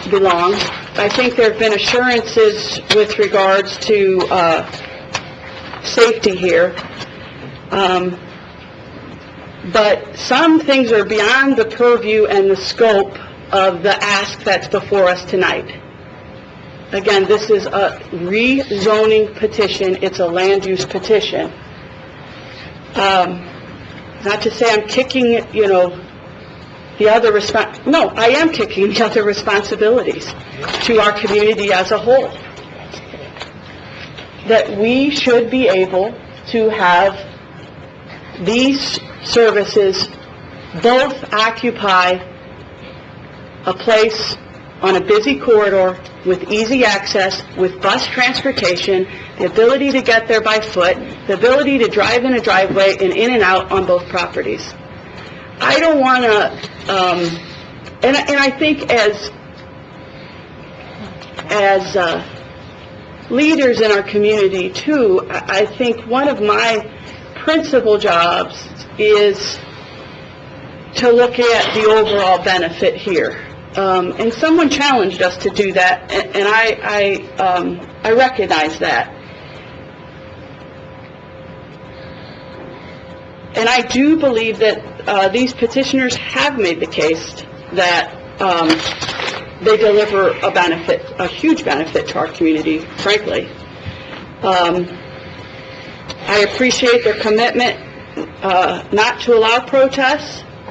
I appreciate their representation tonight that they would continue services at Chapin. We desperately need the services of both of these facilities in our community. And some of you may disagree on that with me, but there's a legal right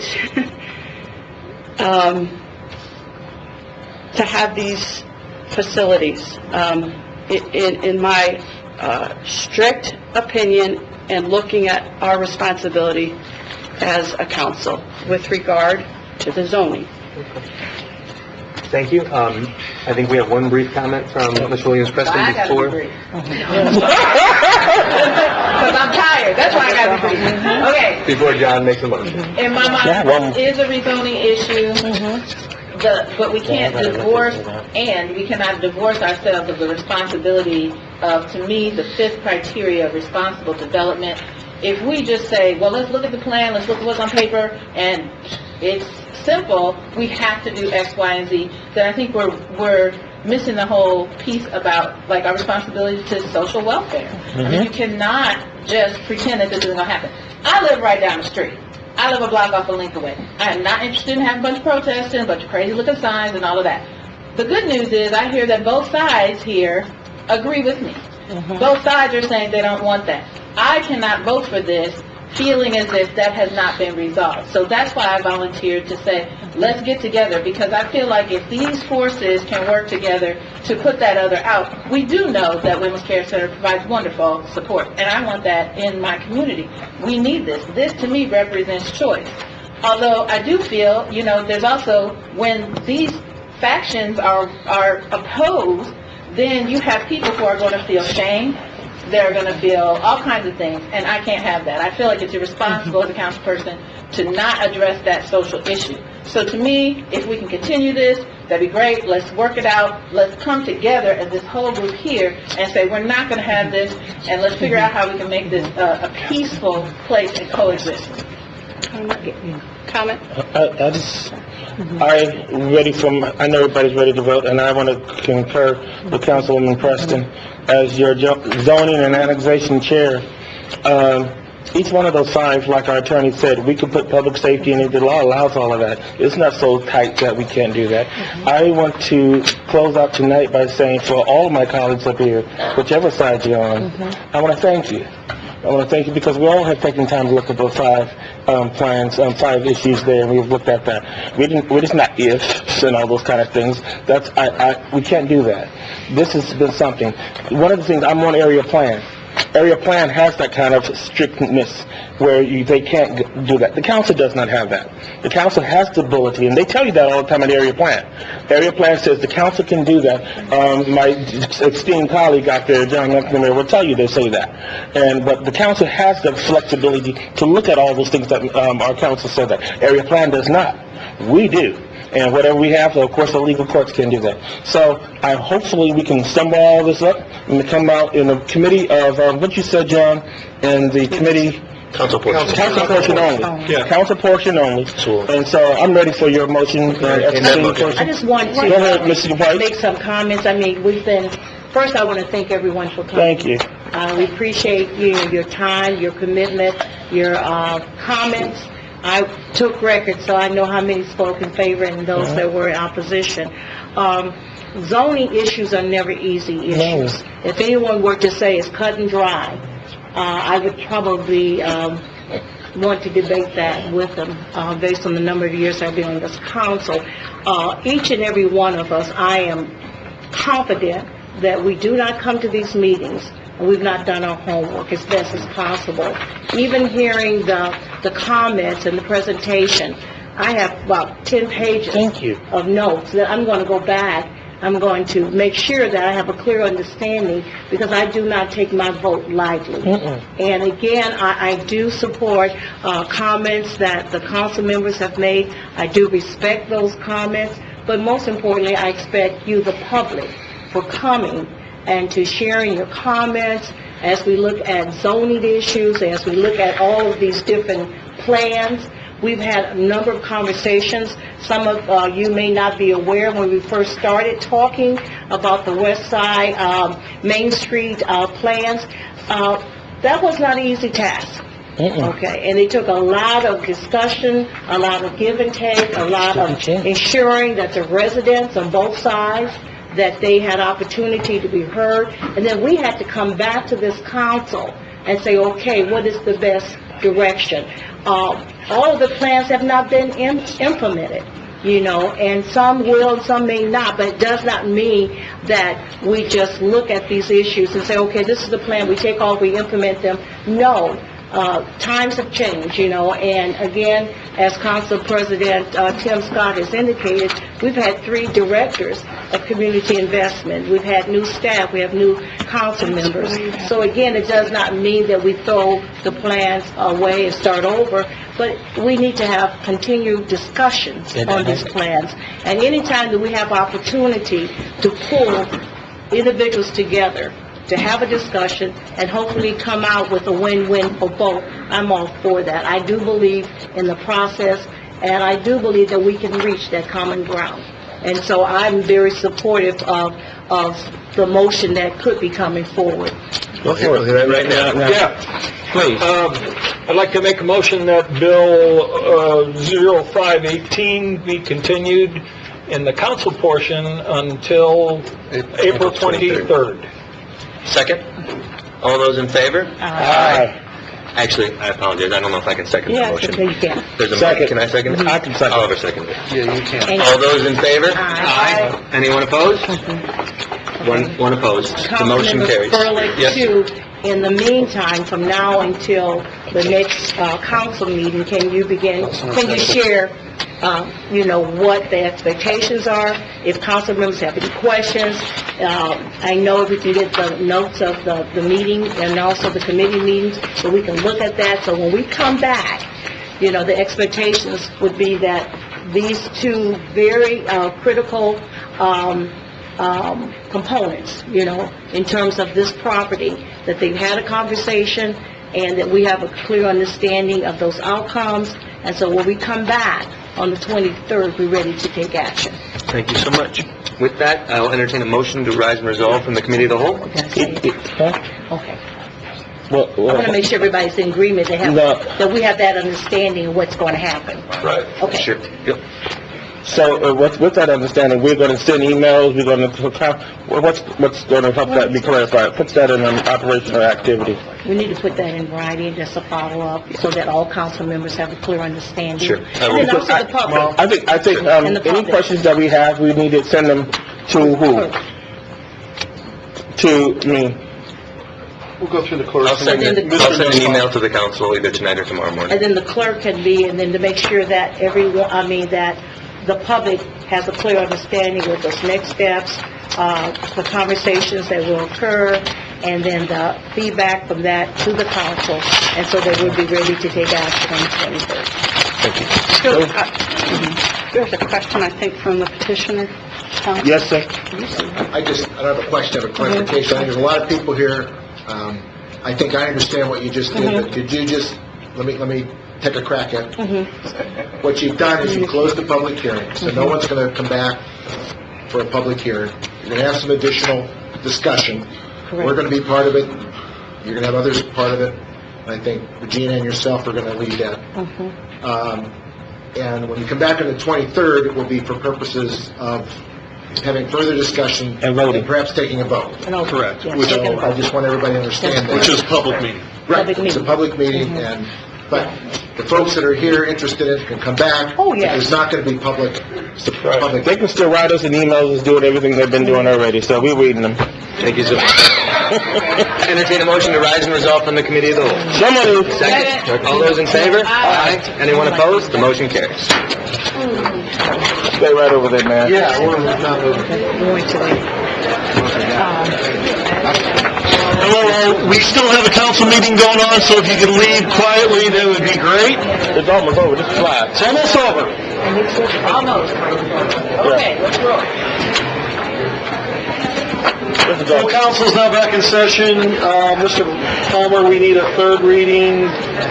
Under the third reading. No, we don't. We already took that. Continue. We already did that. All we have is that first reading. Make a motion. Yeah, first reading. Quietly, please. Yeah, we did. All right, unfinished business, Ms. Fowler, 1815. What's the first reading?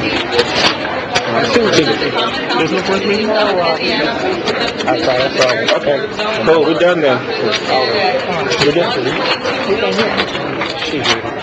I'll entertain a motion to send this to ABZA for 411 and ZNA for 423. So moved. Second. All in favor? Aye. All opposed?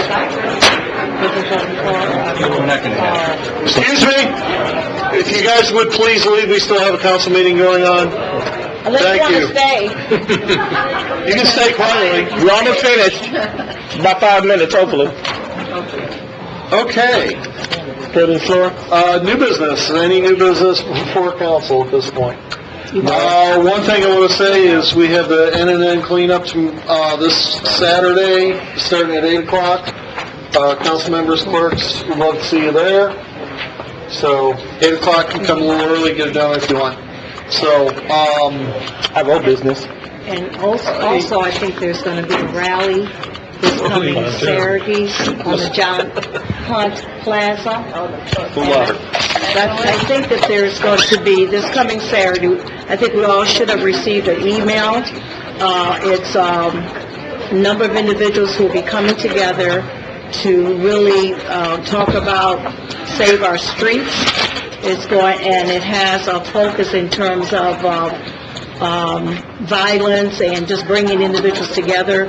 We should have received a flyer in the mail, and it's 4 o'clock on the John Hunt Plaza. Okay. And I think it goes from 4 to 8 p.m. So if you have not received that, I haven't checked on the this email coming yet. Saturday, the 14th. Tim? I have one. I'm sorry, we did have some unfinished business or old business? New business. New business? All right. I believe on, and I'll refer to Dr. Mueller, but I believe on the 19th of April, Community Investment will hold a committee meeting regarding the study related to the South Shore. The 19th? Yes, Are we going to get any packet information prior to that? I believe so. We need to. Yeah. What's the 19th? The day of the report will come out on the 19th, it sounds like. I think it's Thursday. So we won't have anything in advance of that? It'll just be an informational meeting, no votes will take place. Right. It's an opportunity to share information. Does 5 o'clock work, 5:30? Okay. Excuse me, that's the last day. Thursday? I went up here. I'm not in town either. Who said The letter regarding, extra money for, Eric Corvette emailed me today with details. I didn't get to read the whole thing. I'll share that with council tomorrow. Okay. And we'll see where we go from there. I appreciate it, because we can hopefully get some money for... He had some details on the gas tax money. So, Appreciate okay. it. Anything else under new business? That's all of me. Mr. Dr. Mueller, would you like to come to the privilege of the floor? Anybody else? Anyone wishing to speak to the council on privileged floor can come. Santi? No? Seeing none. Motion to adjourn. Second. All in favor? Aye. Good night, everybody. Take this one to death. Okay, thank you for sending me that. Yeah. I appreciate it. No problem.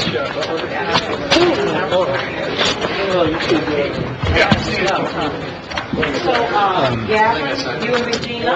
Joe. Yes. Oh, my God.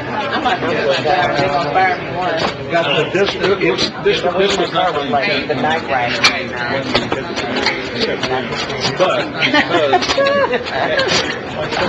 So you got your page back here, huh? My remote page. 8:30. So you said 9 o'clock on Wednesday? Oh, fun.